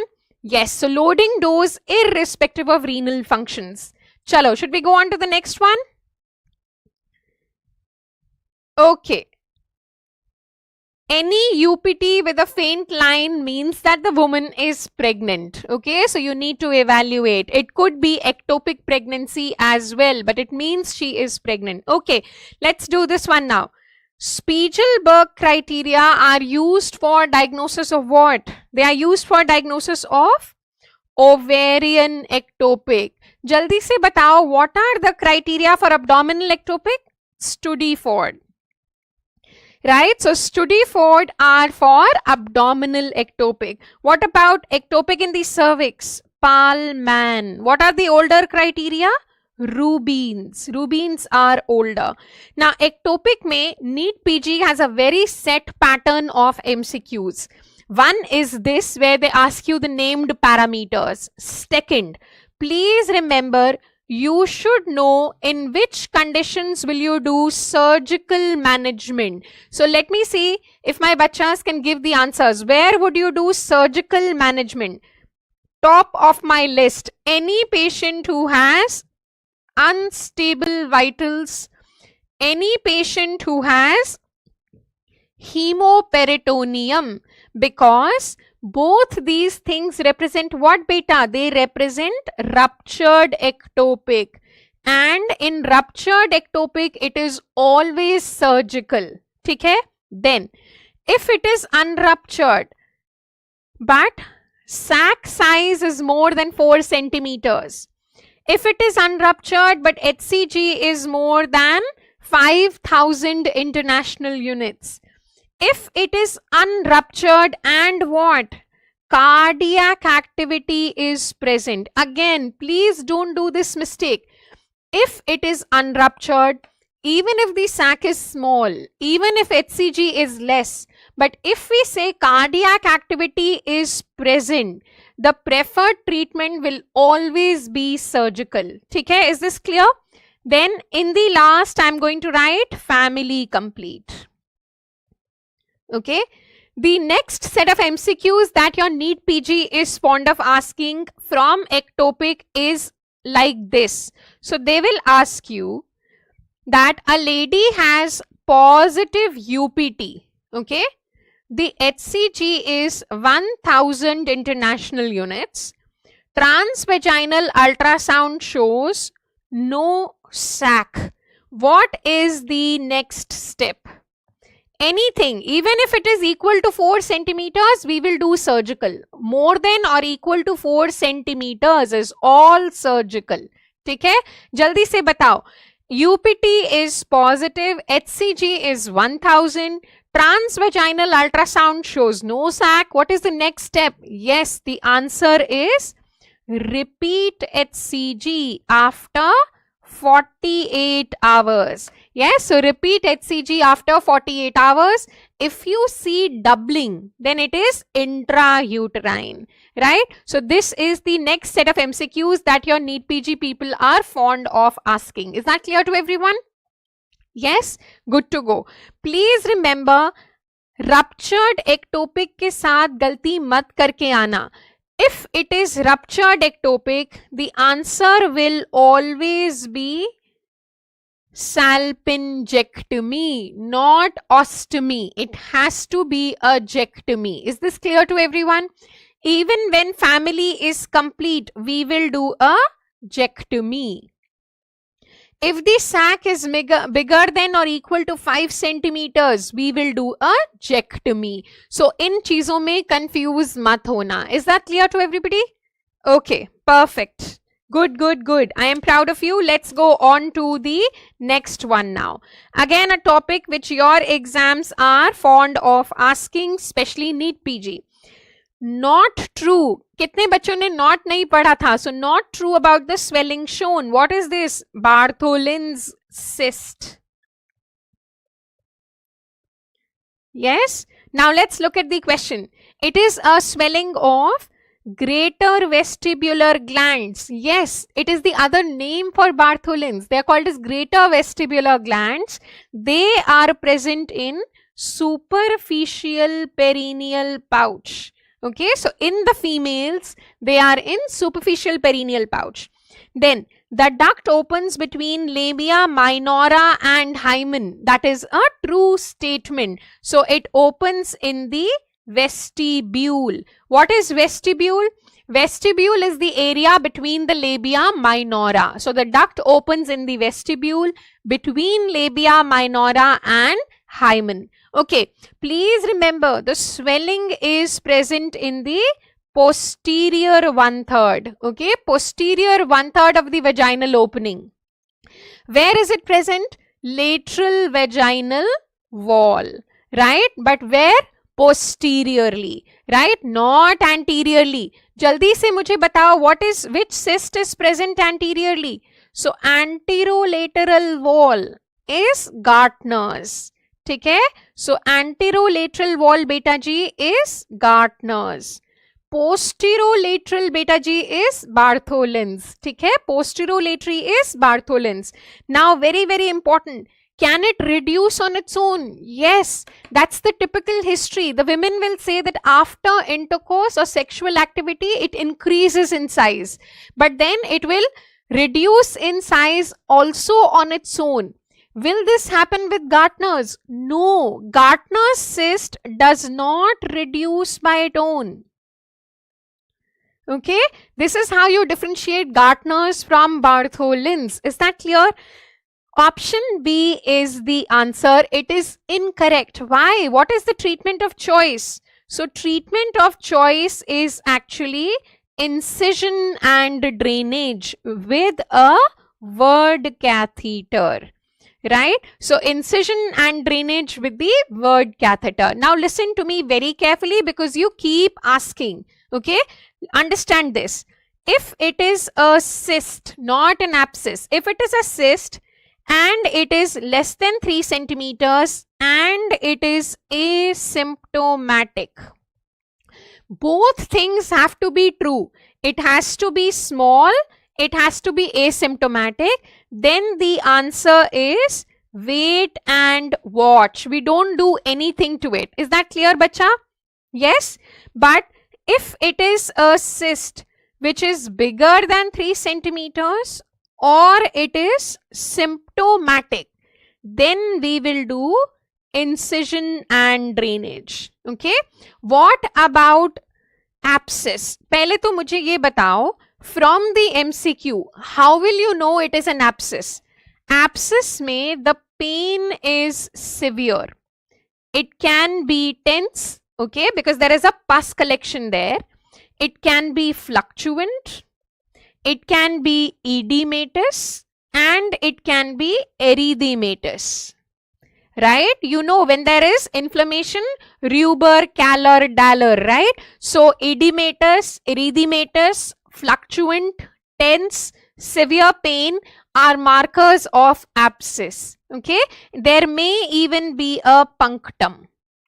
Yes, fever can also be there. So now remember, if it is abscess, okay, any size, the treatment is going to be incision and drainage, irrespective of size. If it is an abscess, it is incision and drainage. The most common organism now is E. coli. If it's not in the options, go with gonorrhea. Right? So then go with gonorrhea.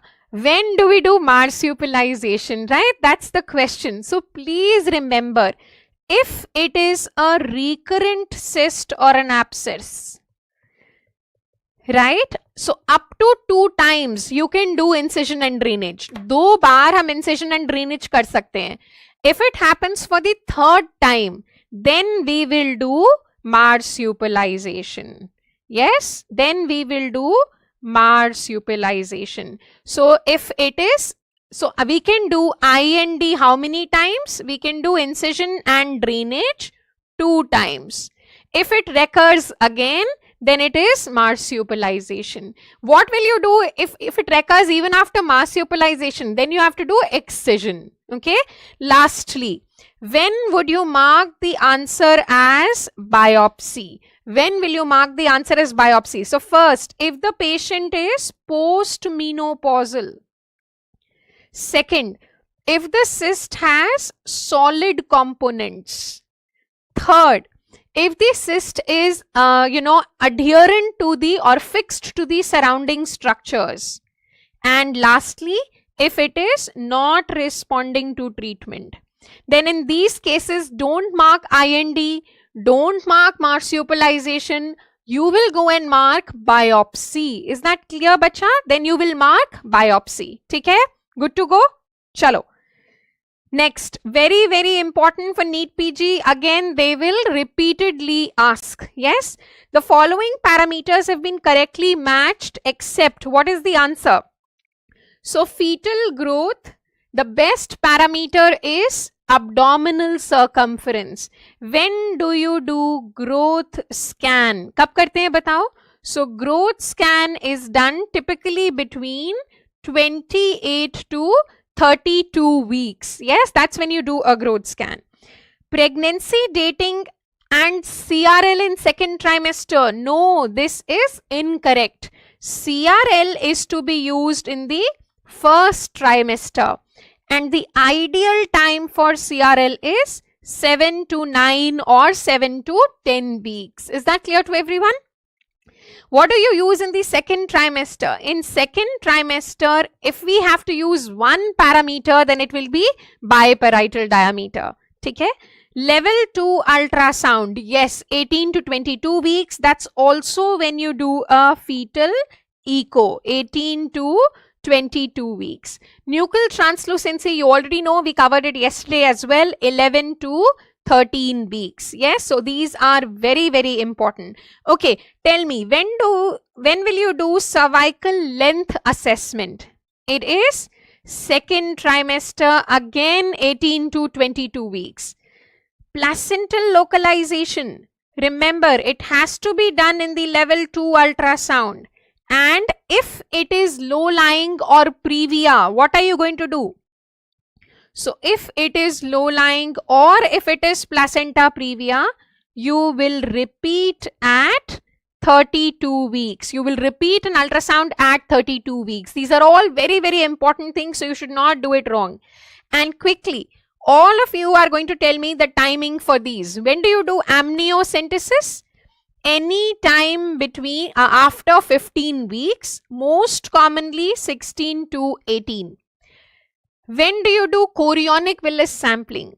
Any time beyond 10, most commonly 11 to 13. And when do you do chordosynthesis? Beyond 18 weeks, right? So again, repeatedly these things are coming in the NEET PG exams. Please don't do it wrong. Go with your first instincts and I'm sure that you're going to answer it correct. Okay, let's go on to the Next question. Again, a newer trend. NEET PG and all other exams are asking about instrumental delivery. I have covered the concepts of instrumental delivery yesterday, so please go and see that video. Let's see this now. Vacuum is contraindicated in all except. How many of you did it wrong? So yes, the answer is occipitotransverse. Now listen to me very carefully. 30 weeks means prematurity, and yes, prematurity vacuum is contraindicated. Can we use forceps? Yes, we can use forceps, but not vacuum. ठीक है, कोई बात नहीं. Swati, you will just ensure that you will not repeat the mistake in the real exam. Okay. Face as well as breech, as well as, you know, these again in breech also, in face presentation also, vacuum is contraindicated. Can you use forceps? Yes, we can use forceps. Now please remember, forceps can be used only in mento-anterior face, not in mento-posterior, because in mento-posterior there is no mode of vaginal delivery. Okay? So no mode of vaginal delivery, so only in mento-anterior face. Then anytime the fetus has coagulation defects, in this case, even forceps will be contraindicated, right? So in this case, even forceps is contraindicated. Now, when I say occipitotransverse, we are talking about deep transverse arrest. So I'm going to quickly cover what I said yesterday and hopefully you will give me correct answers. Overall, what is the management of DTA if nothing else is mentioned? Overall, the best answer is cesarean.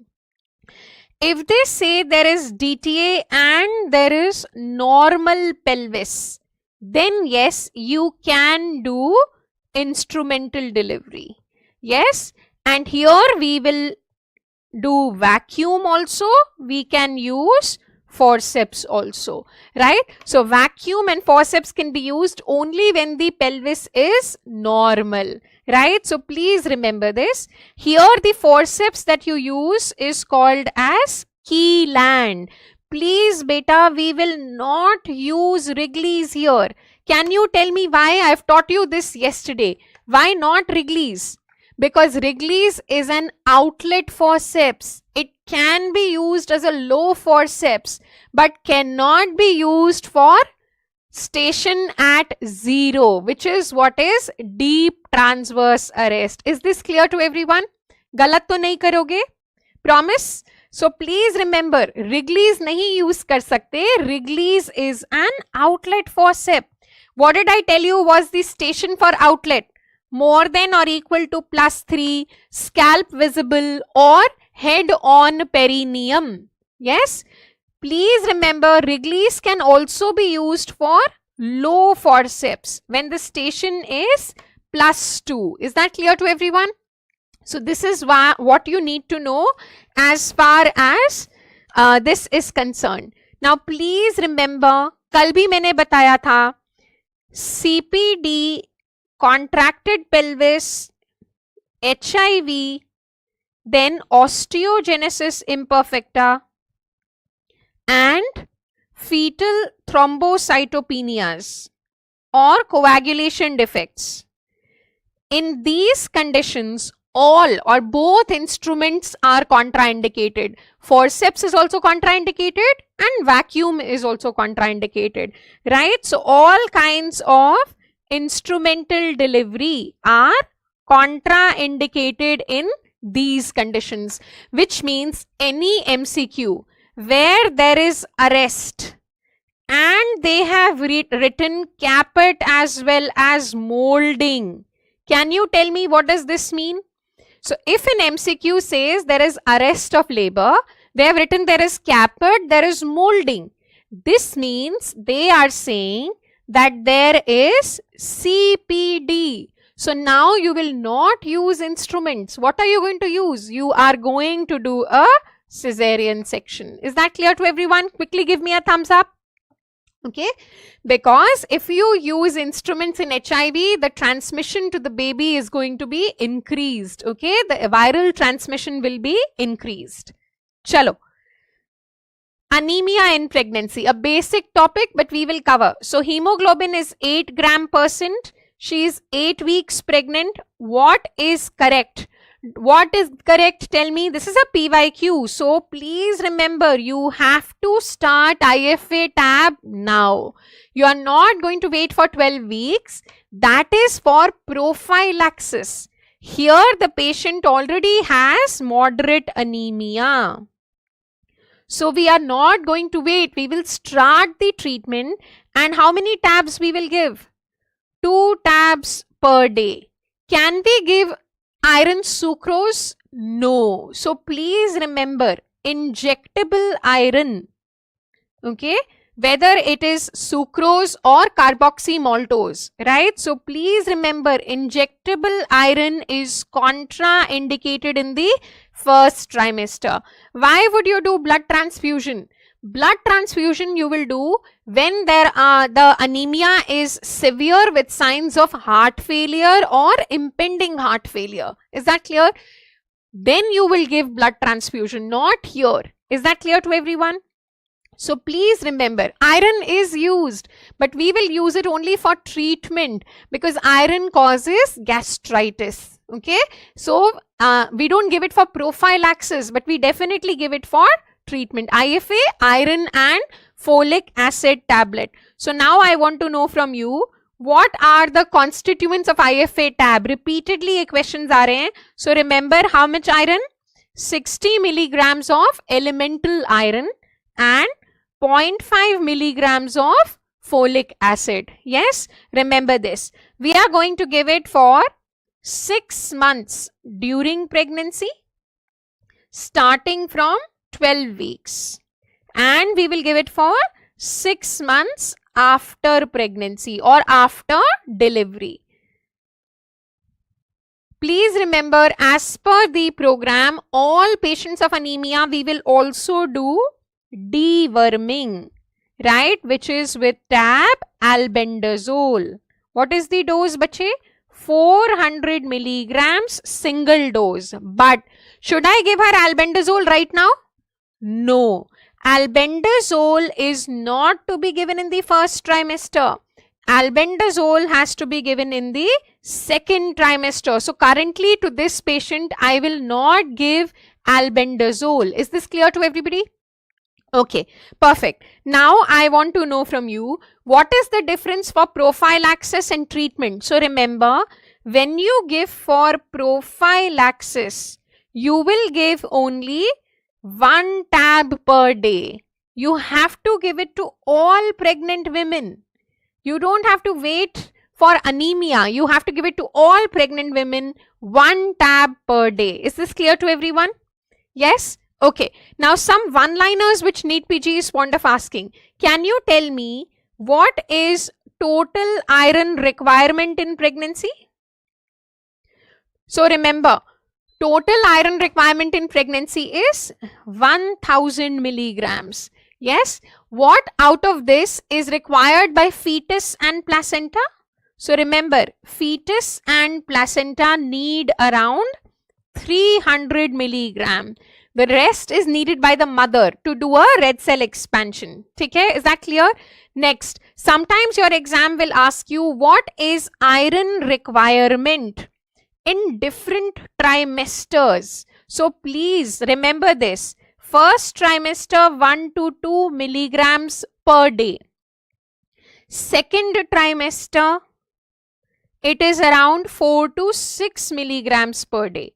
And third trimester, it is around 6 to 8 milligrams per day. Sometimes they will ask you iron requirement in second half of pregnancy. So it is around 6 to 8 milligrams per day. These are important. I know they are memory based, but they are important for you. Okay.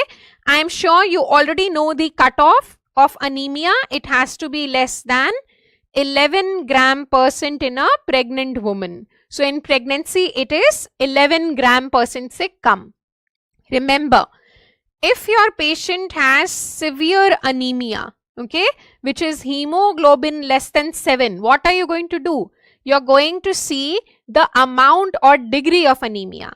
If it is less than 5 gram %, the answer is blood transfusion irrespective of POG, okay, irrespective of POG.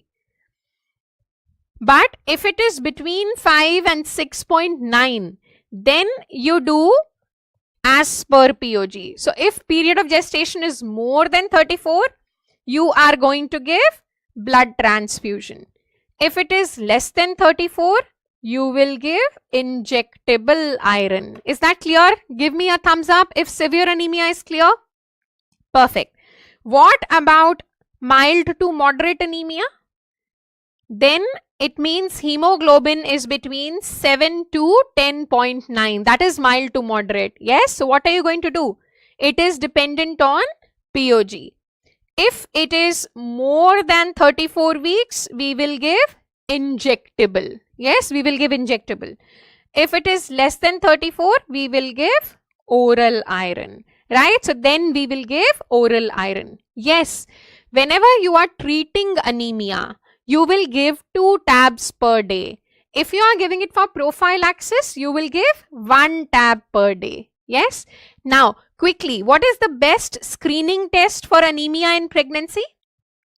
So, best screening for anemia in pregnancy is serum ferritin. Okay, serum ferritin. And if ferritin is not in the options and you have to choose between MCV, MCH and those things, then to look for anemia in pregnancy, the best parameter is MCHC. That is only to be answered if we are not talking about screening and ferritin is not in the options. Okay. So then the best indices is MCHC. Is that clear? Now, I don't want any of my bachas to make a mistake. Suppose they say your patient is 10 weeks pregnant. She has a hemoglobin of 6.5. She is having breathlessness and creps. Can you tell me what are you going to do for her? Your patient is 10 weeks pregnant. Her hemoglobin is 6.5. She has breathlessness and lungs में creps हैं, basal creps. Can you tell me what are you going to do? So this means your patient has heart failure. Do you think I should give oral iron in this patient? No. This, whenever, as I said, be very careful. Whenever there are signs of heart failure, edema, breathlessness, basal creps, raised JVP, if there are signs of heart failure, you should mark the answer as blood transfusion irrespective of POG. Okay? Irrespective of POG, our answer will be BT. Perfect. Good to go, everybody? Chalo. Let's go on to the next question. Not a difficult one at all. Which is not associated with oligo. So did you all do this right? Batao, did you do this right? Yes, I am sure you have done it right because you are very, very, very hardworking and lots of love to you for, being so active in the chat box. आप लोग मुझे भी force कर रहे हो कि मैं और अच्छे से बताऊं, और ज़्यादा बताऊं, right? So now tell me. Yes, the answer is parvovirus. But what is the Y behind it? So parvovirus causes what? Aplastic anemia in the fetus. And this causes hydrops fetalis. And that is why there will be polyhydramnios. Right? So that is why there will be poly. IUGR में और pre-eclampsia में. Why is there oligo? Because there is uteroplacental insufficiency. Then oligohydramnios will cause what? It will cause compression of the baby. So with oligo, you see compression defects. For example, one is CTEV. What else? CTEV is what? Clubfoot. Congenital talipes equinovarus. Yes. So now tell me, what else have you read somewhere as a compression problem where the face is also compressed of the baby? What is that? Something that you see with renal agenesis or polycystic kidneys. What do you see? Batao? Which syndrome are we talking about? Yes, we are talking about Porter's syndrome, right? So here there is pulmonary hypoplasia and severe oligo and compression of the fetus, right? So this is what is Porter's syndrome, which is because of renal abnormalities. It can be renal agenesis, it can be polycystic kidney disease, right? When the patient ka baby has similar features, but the reason for oligo is something else, then we call it as Porter's sequence. So if the reason for oligo is non-renal, then we say Porter's sequence, but it is the same concept. Okay? Yes. Now coming to important causes of oligo. So you all know about renal anomalies. What else? Posterior urethral valve, obstruction to the outflow, right? So PUV is posterior urethral valve. Then very important beta G, ruptured membranes. Who is going to tell me what is the best way to look for ruptured membranes? Batao, it is as simple as doing a per speculum examination. Right? So a per speculum examination is the best way to look for ruptured membranes. Then uteroplacental insufficiency is a very important cause, especially of oligo in the third trimester. Yes. Then yes, TORCH or intrauterine infections can cause early onset oligo. Very important. IUD baby and post-term pregnancy are also important causes of oligo. Is that clear to everyone? Yes? Yes, somebody is saying if the hemoglobin is 6.5 and asymptomatic, will we give oral iron? Yes, you will begin with oral iron. Okay. Now, very important. Similarly, I want you to know important causes of polyhydramnios. Okay. For example, the most important one are again anomalies. But which anomalies? So, they are GIT and neural tube defects where the baby will have absent swallowing, right? So the baby will have absent swallowing like anencephaly, like cleft palate. Okay? So anencephaly, cleft palate, duodenal atresia, diaphragmatic hernia. Okay? They are all important causes of what? Polyhydramnios. Can you tell me what else is important cause of poly apart from anomalies? The other important causes are diabetes mellitus, fetal anemia or hydrops fetalis. Okay, so these are the other important causes of polyhydramnios. So kabhi NEET PG wale will ask you very basic questions. All cause oligo except, all cause poly except. So it's a good idea to know these and do them as a reflex. Don't do them wrong. Yes, Bartter syndrome can cause, but it is not a common thing. It is an uncommon thing to have Bartter syndrome in the baby, but it is a cause. Now remember very importantly what I am going to tell you is the cutoffs, which I am sure you already know. Oligo ke cutoff bata do. So we will say deep vertical pocket less than 2 or amniotic fluid index less than or equal to 5. Then if we talk about poly, it is deep vertical pocket more than 8 and amniotic fluid index more than or equal to 24. When do you see maximum amniotic fluid? So maximum around 1 liter is 32 to 34 weeks, right? So maximum is around 32 to 34 weeks, which is around 1 liter. So these are again some important one-liners which we would ask in the exams. Okay? Chalo, let's move forward now. Okay. Did you do this one right? Because it is important for NEET PG. I don't want any of my bachas to do this wrong. Which type of placenta previa is this? This is not type 4. It is type 3. Why? Because placenta is partially over the internal os. Okay. So partial placenta. Okay, partial placenta is over the internal os, not the complete placenta, right? These are the images I want you to see because NEET PG keeps asking them again and again. Look at the first image.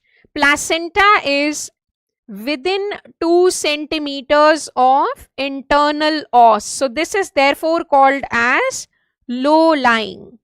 Look at the second one. It is reaching the margin of internal os. And the image will look like this. Just reaching the internal os, which is earlier called as type 2. Yes. The third, partial placenta is over the internal os. Yes. So partial placenta over internal os in the older classification was type 3.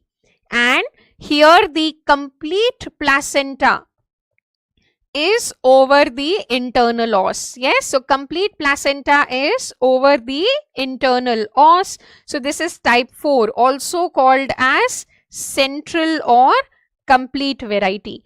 Please remember, in the new classification, type 2, 3 and 4 are called as simply placenta previa. So in the new classification, we don't talk about 2, 3 and 4. Okay. And low lying remains the same within 2 centimeters. Now quickly answer some important one-liners. Can you tell me, can we do induction of labor in placenta previa? A big no. Induction of labor is contraindicated in placenta previa. The only mode of delivery is cesarean. Yes, I want to ask you a question which is going to be clinical. Your patient is 34 weeks pregnant. She has APH. The uterus is relaxed. Placenta is central, complete. Fetal heart rate is absent. What are you going to do? Can you tell me? I want everyone to answer this question. So, patient is 34 weeks. She has antepartum hemorrhage. The uterus is relaxed. Fetal heart rate is absent. Now, please don't get confused. Even if FHR is absent, if it is a case of placenta previa, it has to be only and only cesarean. Never induction. Abhi maine upar bataya, you cannot do induction because vaginal delivery is not possible. On the other hand, uterus is 34 weeks, there is APH, uterus is tense and tender, right? And fetal heart rate is absent. Now what are you going to do? This is a case of abruption. In abruption, when the fetal heart rate is absent, our preferred mode is going to be vaginal delivery. So we will do a ARM, artificial rupture of membranes, to accelerate the process. Okay, because IUD in abruption means severe abruption. So you will need to bring the baby out quickly. Is this clear to everyone? I hope you will not make mistakes. Is that a promise? Do not confuse with absent FHR in placenta previa and abruption. Okay. Now, quickly tell me, investigation of choice for placenta previa kya hota hai? Transvaginal ultrasound. Okay. Transvaginal ultrasound. Is that clear to everyone? Can you do PV in abruption? Yes. As long as placenta previa is ruled out, PV can be done in abruption to see whether the patient is in labor or not. Okay.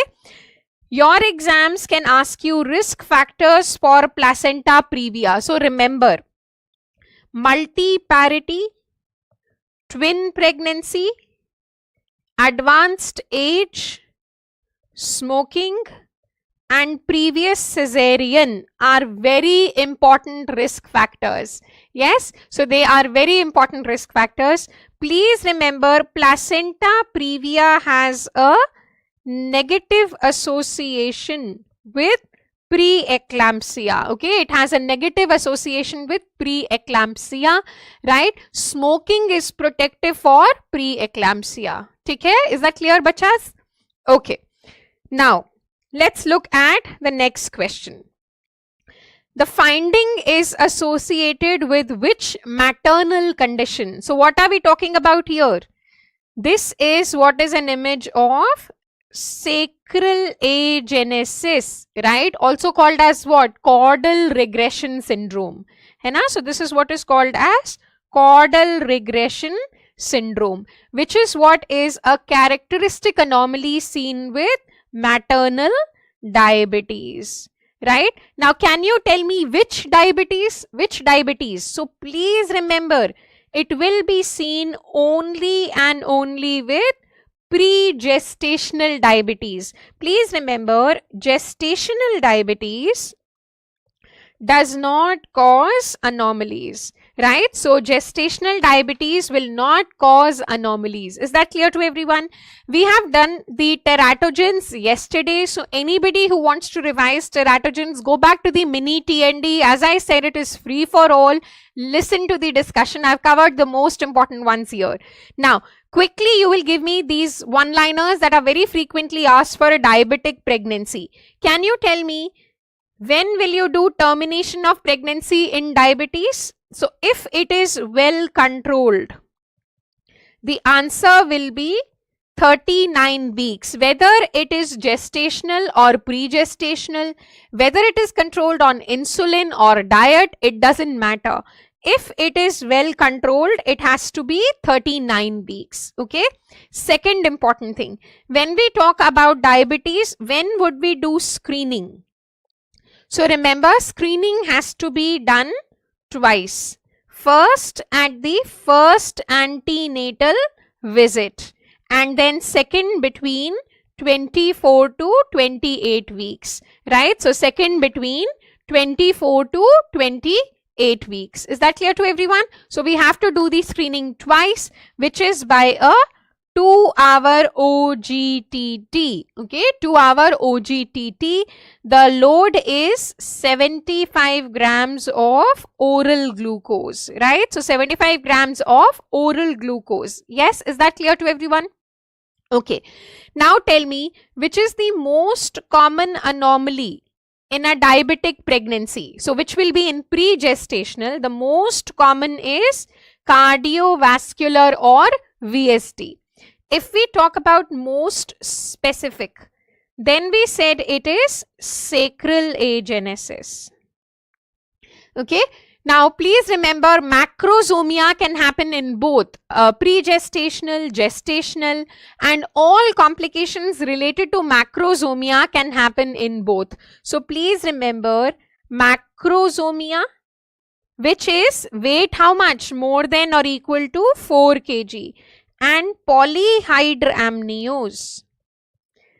Yes, these can happen in both pre-gestational diabetes as well as gestational diabetes. Sometimes the NEET PG people have been confusing you, but it is a medicine topic. Can you tell me, how do we diagnose pre-gestational diabetes? If number 1, fasting blood sugar is more than or equal to 126. What about random blood sugar? More than or equal to 200. What about HbA1c? More than or equal to 6.5. And what about 2-hour OGTT? Again, more than or equal to 200. Right? These are important. These are how we make a diagnosis of pre-gestational diabetes. Is that clear? Lastly, again, something that the NEET PG people are fond of asking are complications in the newborn baby of a diabetic mother. I'm sure you all will tell me correct. Can you tell me, is it hypoglycemia or hyper? It is hypoglycemia after delivery. It is hyperglycemia when the baby is in utero. Okay, is that good?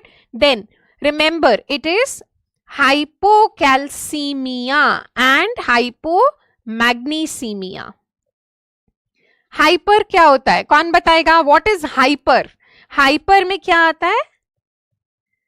Hyper में क्या आता है? Hyper में आता है bilirubinemia and polycythemia, and you all know about respiratory distress syndrome, RDS. Okay, RDS. Acha, somebody is asking me, how do we make a diagnosis of GDM? So for diagnosis of GDM, as I said, we need 2-hour OGTT. Any value which is more than or equal to 140 is called as GDM, and if the value is more than or equal to 200, we call it as overt or most likely pre-gestational. But the term we will use here is overt. Okay? So we will call it as overt. Is that clear to everyone? Now, the next important topic is placenta. So we will cover 2-3 important things here. First, let's look at this one. After how many days of ovulation does the embryo implant? Every year NEET PG is asking some very basic questions from early embryology. So I want you to know them as a reflex so that you don't do them wrong in the exam. Yes? So what is the answer? 7 to 9 days. Yes? Why? When does implantation begin? Remember, it begins on 6th to 7th day post fertilization. When does it finish? By around day 10. Can you tell me in what stage would implantation happen? कौन बताएगा? जल्दी से बताओ. Implantation happens by what stage? It happens in the stage of blastocyst. Yes? Blastocyst. What is the sign where there is implantation bleeding? It is called as Hartmann's. And what is the sign which tells us that implantation is eccentric? बता दो जल्दी से. Eccentric is, yes, Pisca sex. No, बच्चे, 10 to 12 days would be the answer when they say when is it completed. But if we are asking from how many days of ovulation will embryo implant, and you have an option like 7 to 9, that is like the ideal time period for implantation. Okay? Now, can you tell me how does conceptus enter the uterine cavity? In what stage does the conceptus enter? The answer is morula. Can you tell me how many cells? 16 cell stage. And on what day does it enter? 4th day post fertilization. Yes, 4th day post fertilization. ठीक है बच्चा, is that clear to everyone? Also, please remember, when we talk about this, some basic questions like what is the site of fertilization? I'm sure you all know it is ampulla. It is also the most common site of ectopic. Right? It is also the ampulla. So these are some early questions which they ask in the exam. I'm sure you will do them right for sure. Right? बिल्कुल गलती करके नहीं आओगे. I think that's a promise. है ना? चलो. Now let's look at this question. Did you do this right? I'm sure most of you would have done it right. Maybe all of you have done it right. The cord insertion which is shown here is associated with what? So what is this? This is a velamentous insertion. Yes, you are all right. Okay, it is a velamentous insertion. And what is it associated with? It is classically associated with vasa previa. Right? So it is classically associated with vasa previa.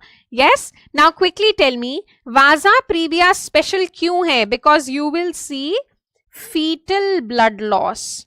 So this is APH with severe fetal distress. And what is the management? Emergency cesarean, right? So management is emergency cesarean. So this is vela mentis. Remember, vela mentis also increases risk of placenta previa. Okay, it is also associated with placenta previa, but single best answer for vela mentis should be vasa previa. Okay, now I want you to identify these three images and then we will talk about their associations. 1, 2 and 3. What is placenta number 1? It is succenturiata. Yes. Placenta number 2, it is battledore. Yes. And placenta number 3, circumvallate. Right. So this is circumvallate. Okay.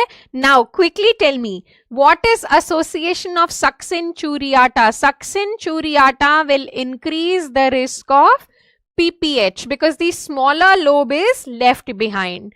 Battledore placenta can also cause PPH because the cord gets avulsed.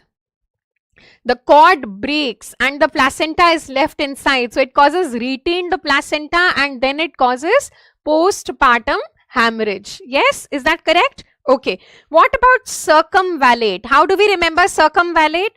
It has a wall. This is what I tell you. It has raised margins between what and what? Chorionic plate and basal plate. So this is the chorionic plate and chorionic plate is smaller.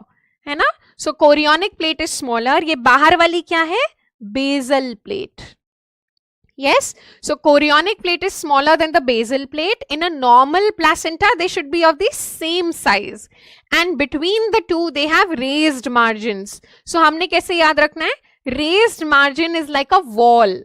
And wall होगा तो क्या होगा? Vallate. Yes, so wall will be vallate. Yes, what are the associations? Very good. Associations are IUGR, even placenta previa, and preterm labor. Whenever it is preterm labor, it can be low birth weight baby as well. So IUGR, placenta previa, preterm labor. These are the associations. Now, some very important MCQs and they should be rapid fire for everyone, right? Can you tell me what are the two things that make up the placenta? So remember, placenta is made from chorion frondosum and decidua basalis, right? So these are the two things that make the placenta. Rapid fire. Tell me the weight at term. 500 grams. Volume 500 ml. Then can you tell me the diameter? 15 to 20 centimeters. Average thickness क्या होती है बताओ? 2.5. But please remember, up to 4 is normal. More than 4 is placentomegaly. Yes, more than 4 is placentomegaly.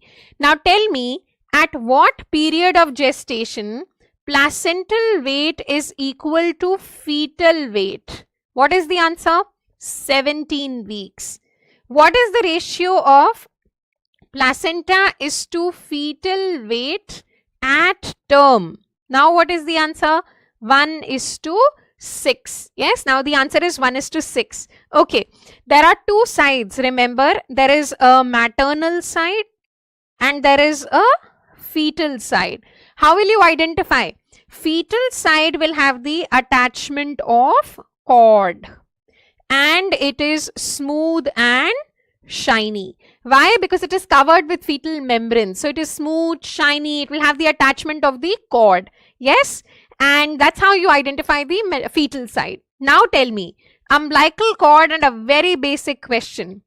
Remember, a normal cord has a central attachment on the fetal side. How many vessels? 3 vessels. Yes. So there are 3 vessels. There are 2 umbilical arteries and 1 umbilical vein, and this is very basic but it is coming in the exams. Which one carries oxygenated blood? Vein.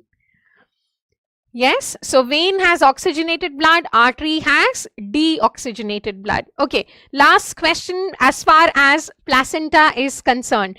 When we talk about the placenta, okay, we have talked about normal and abnormal, but can you tell me in which important conditions would you see placentomegaly?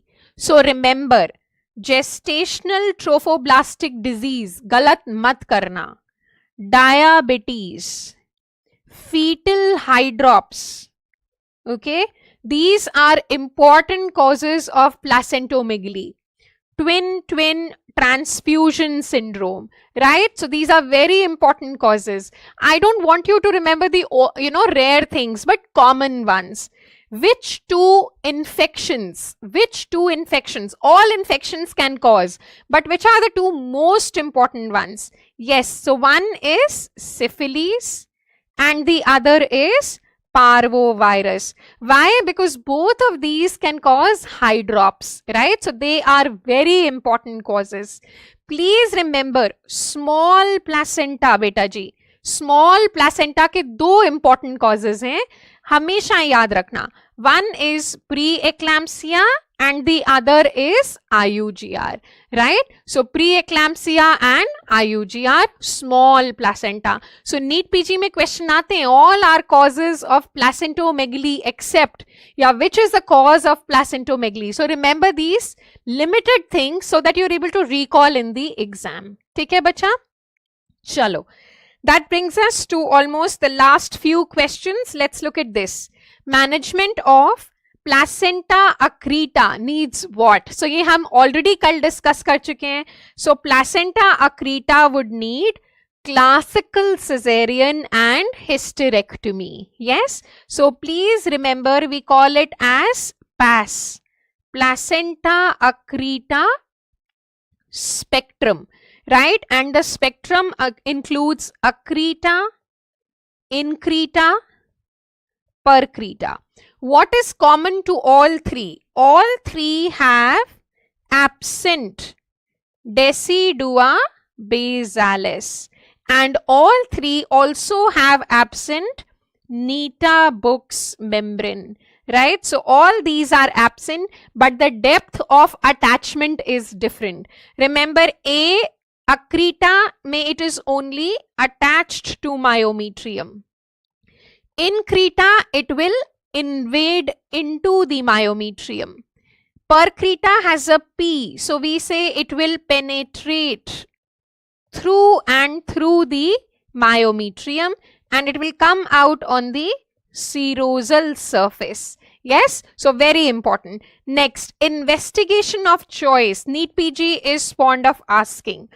So remember, for vasa previa, investigation of choice is ultrasound Doppler.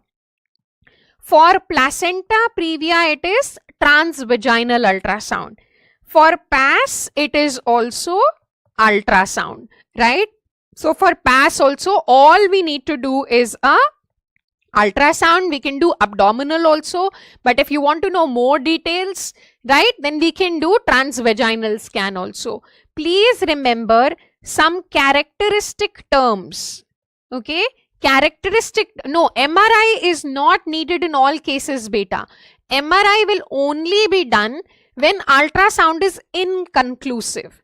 Again, Doppler is not necessary for diagnosis. So if you have to answer only one, it should be ultrasound. It should not be Doppler. It should not be MRI. Okay, they are needed only sometimes, not in all patients. Now, characteristic terms for PAS. Please remember these terms. One is moth-eaten placenta, also called as heterogeneous placenta. These are findings on ultrasound, right? So moth-eaten placenta, heterogeneous placenta. Intraplacental lakes, which are also called as intraplacental lacunae. Yes, yes, investigation of choice ही लिख रही हूँ मैं. It is ultrasound. Then thinning of myometrium behind the placenta, right? So thinning of myometrium behind the placenta. Then loss of clear space behind the placenta. Okay, loss of clear space behind. And lastly, loss of bladder line, which indicates actually a percreta. So these are some of the characteristic findings of PAS, and I feel that they can be asked in the upcoming exam. So I wanted you to know some important things about PAS. Also, if I ask you what carries the highest risk of PAS, what will be your answer? So highest risk of PAS is when your patient has placenta previa and she also has previous cesarean. Remember, more the number of previous cesareans, the higher is the risk. Okay? So more the number, the higher is the risk. Okay? Chalo. Coming to the second last MCQ. In which of the following cervical cerclage is not contraindicated? Now please remember, this is a trick that we examiners play on students. We are using a double negative. A double negative means positive. I am saying contraindicated also and not also. Did you do it wrong? Did you get confused? Don't. Double negative means kisme karte hain, right? So it will be done when the length is less than how much? So when the cervical length is less than 25 mm. Yes, please remember, these are very important contraindications for cerclage, and NEET PG is fond of asking this. Please don't do it wrong. वो बार बार पूछेंगे contraindications of cerclage. ठीक है? They are uterine contractions, ruptured membranes, gross congenital anomalies, and current pelvic infection. These are very important contraindications. Now, tell me, for what two things do you do a cerclage? So remember, we will do a cerclage for recurrent pregnancy loss, and we can also do it for prevention of preterm labor. Okay. Now, for recurrent pregnancy loss, if your patient has more than or 3 RPL, then you don't even need an ultrasound confirmation. Yes, in this case, ultrasound confirmation of length is not required. Do you understand this? Because आप लोग बार बार confuse होते हो और पूछते हो. Okay? So please remember, more than or equal to 3 RPL, ultrasound confirmation is not required.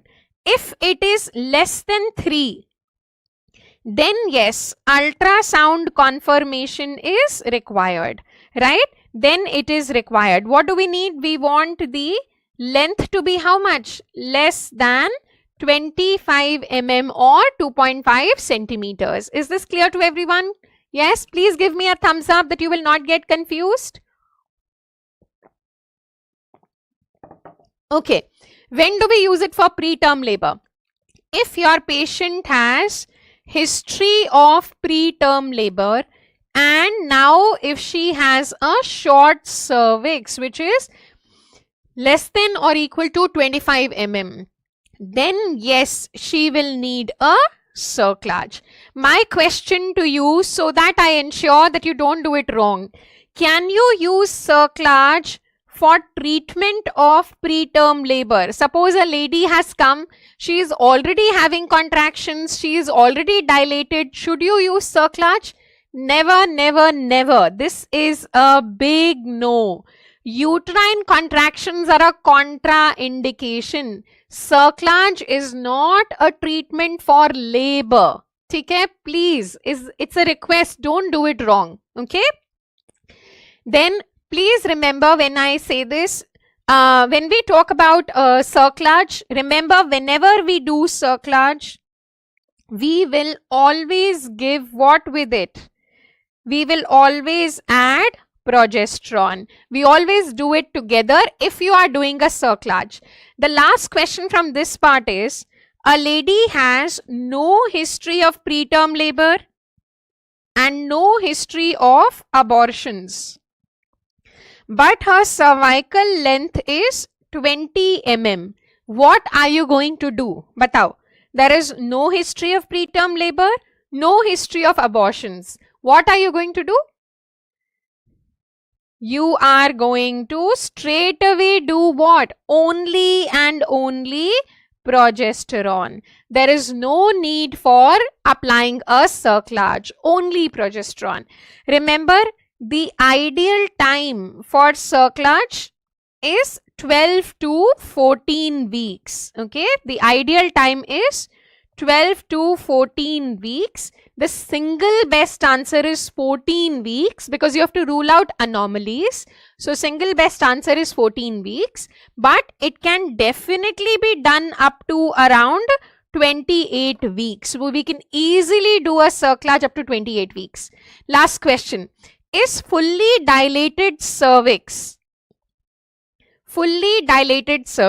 but membranes are intact? Okay, so a lady has come with painless dilatation of cervix. She is fully dilated, membranes are intact. Can we put a cerclage or no? Batao. No, you can go up to 28 weeks as well. Up to 24 is ideal, but if required, you can go up to 28 weeks as well. It will be less effective. Okay, it will be less effective, but it can be put.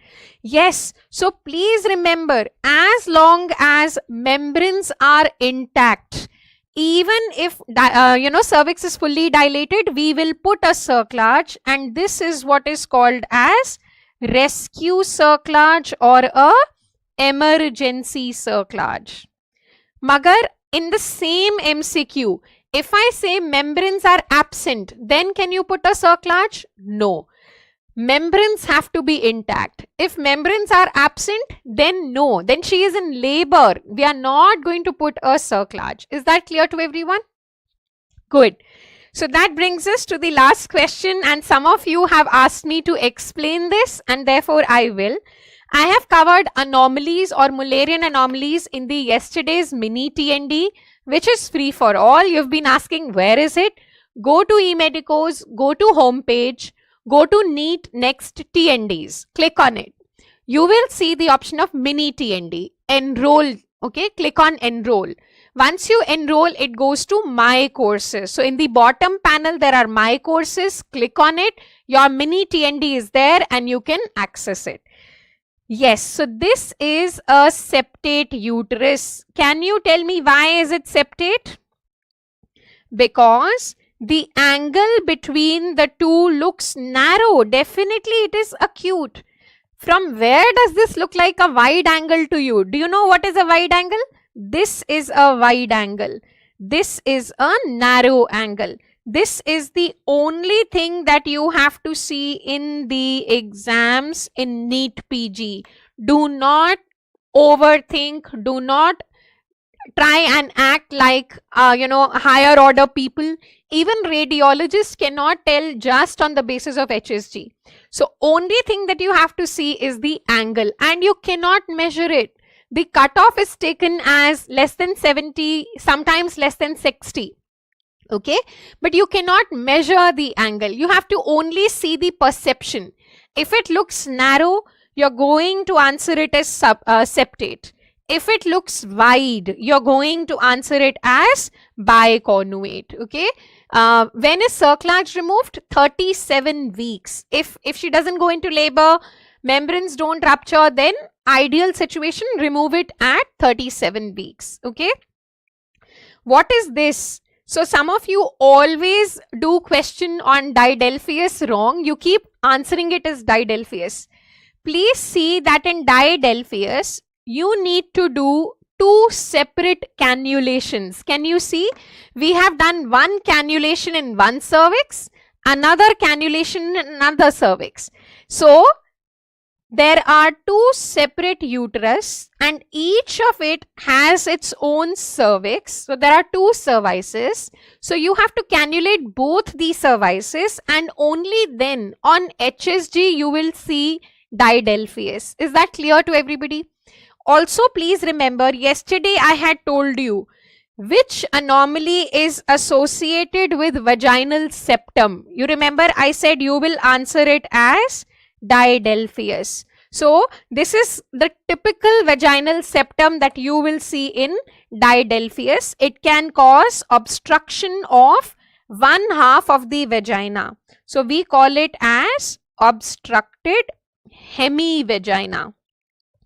And this is why it can cause endometriosis, right? So there is going to be a retrograde menses from one side and it can cause endometriosis. Yes, is that clear?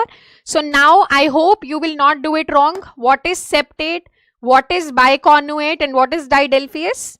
Pakka, promise? Now, once you know it is septate, the treatment has to be a transcervical metroplasty, which is nothing but another name for what? It is another name for hysteroscopic metroplasty.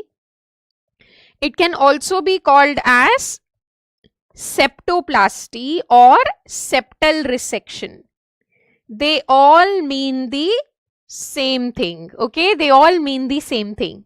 Please remember, Tompkins and Jones are older surgeries and open surgeries for septate uterus. They were open or laparotomy based surgeries for septate uterus. We are not doing them now. Now the treatment of choice is transcervical or hysteroscopic metroplasty. Is that clear to everyone? Strassman kiske liye karte hain? So please remember, Strassman metroplasty is a unification surgery, which means you can do it for bicornuate and you can also do it for what? Yes, diadelphius. Right? So you can do it for biconnuate, you can do it for diadelphius. Please remember, there is a procedure called as Mackindore. Mackindore is not a surgery for Mullerian anomalies. It is actually a type of vaginoplasty. Okay, it is a type of vaginoplasty. Yes.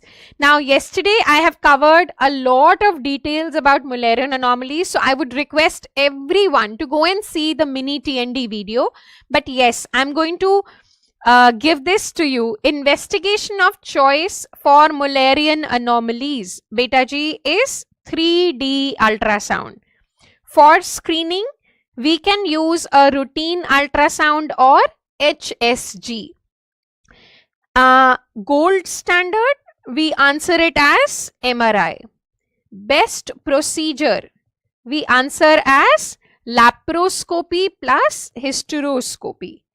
I told you yesterday, whenever you have to choose one between lapro and hystero, then you are going to go with laparoscopy. Why? Because this is what shows us the external contour, right?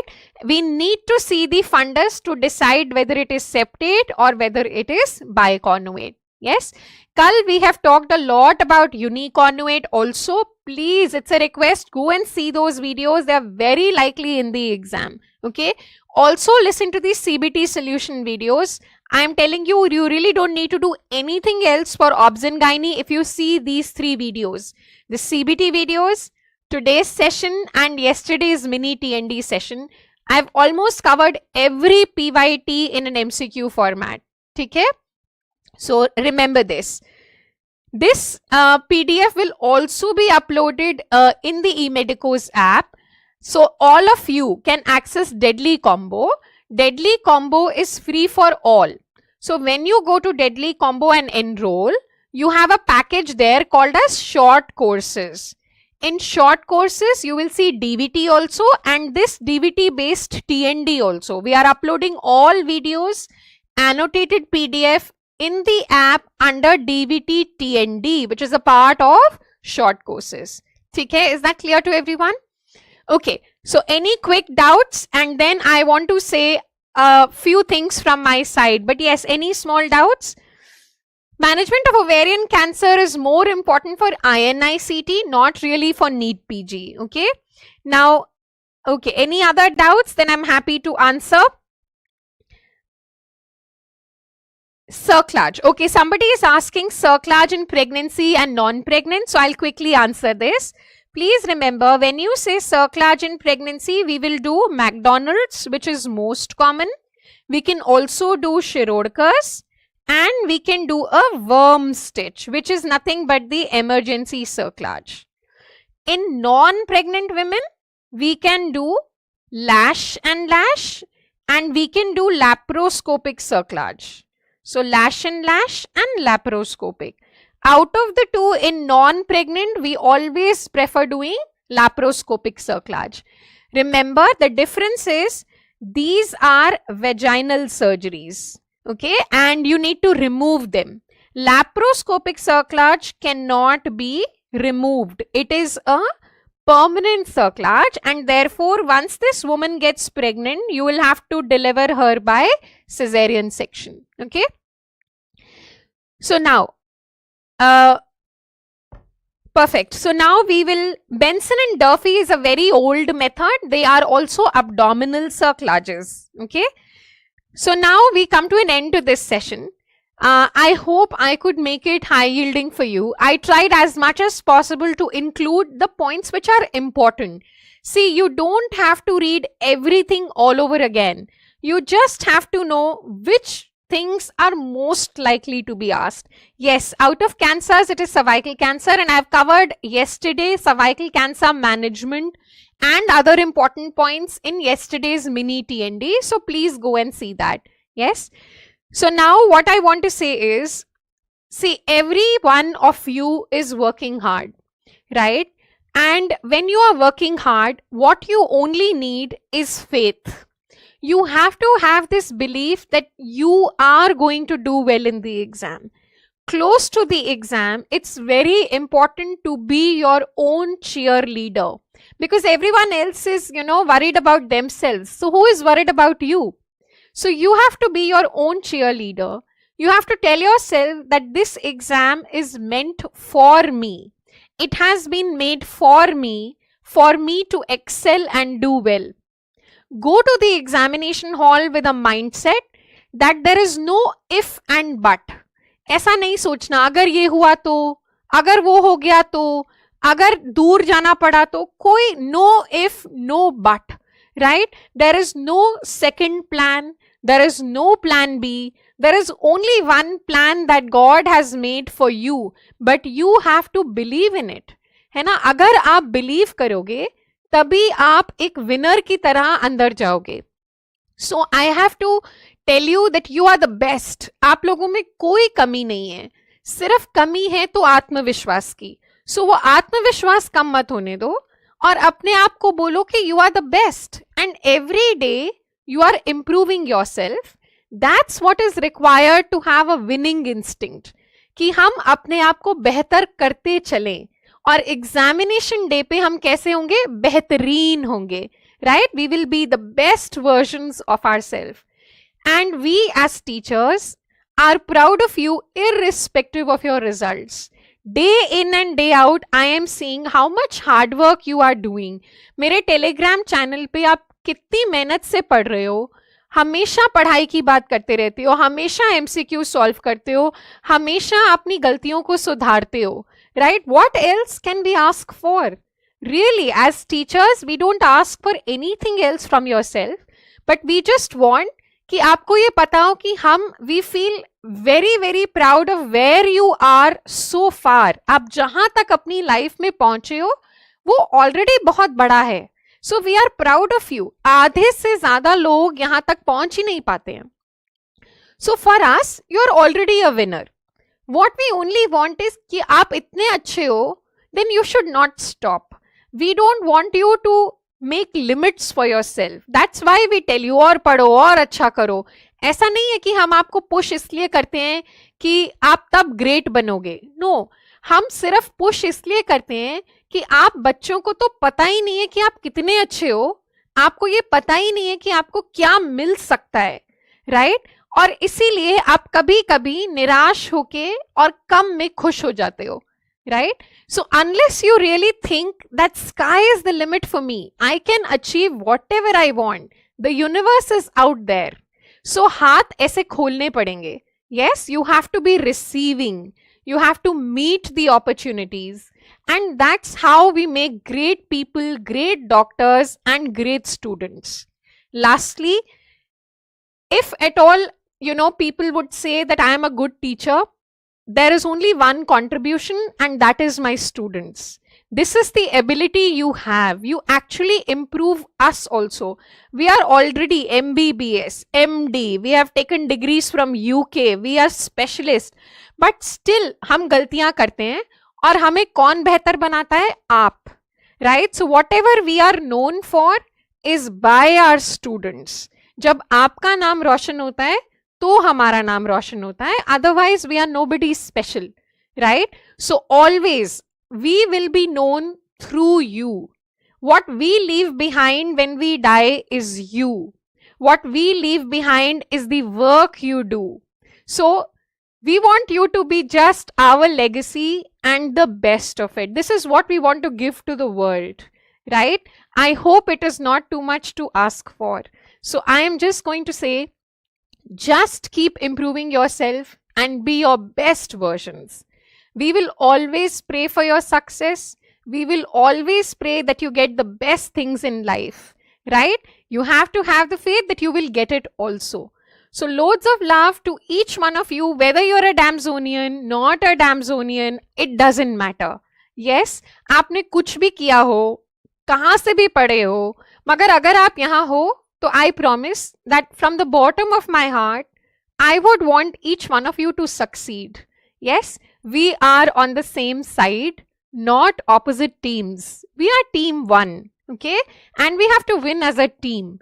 So irrespective of where you come from, you're a boy or a girl, which college you come from, it doesn't matter. I would just want you to be happy. I would want you to be safe. And I would want you to be successful. And this is what I want. If you want me to put the order, सबसे पहले I want you to be safe, okay? Mentally, physically. वो मेरे लिए prime चीज है कि आप safe रहो. Second important, आप खुश रहो. जब ये दोनों मिल जाएं तो definitely आप successful भी रहो. Yes, so wishing all the three things for you in life. Loads of love and thank you so much for bearing with me, for spending time with me and being really active on the chat box. It's been a pleasure. So take care. All the best. Go rock the exam. Waiting for you on the other side. Dr. Deepti signing off. Take care, everyone.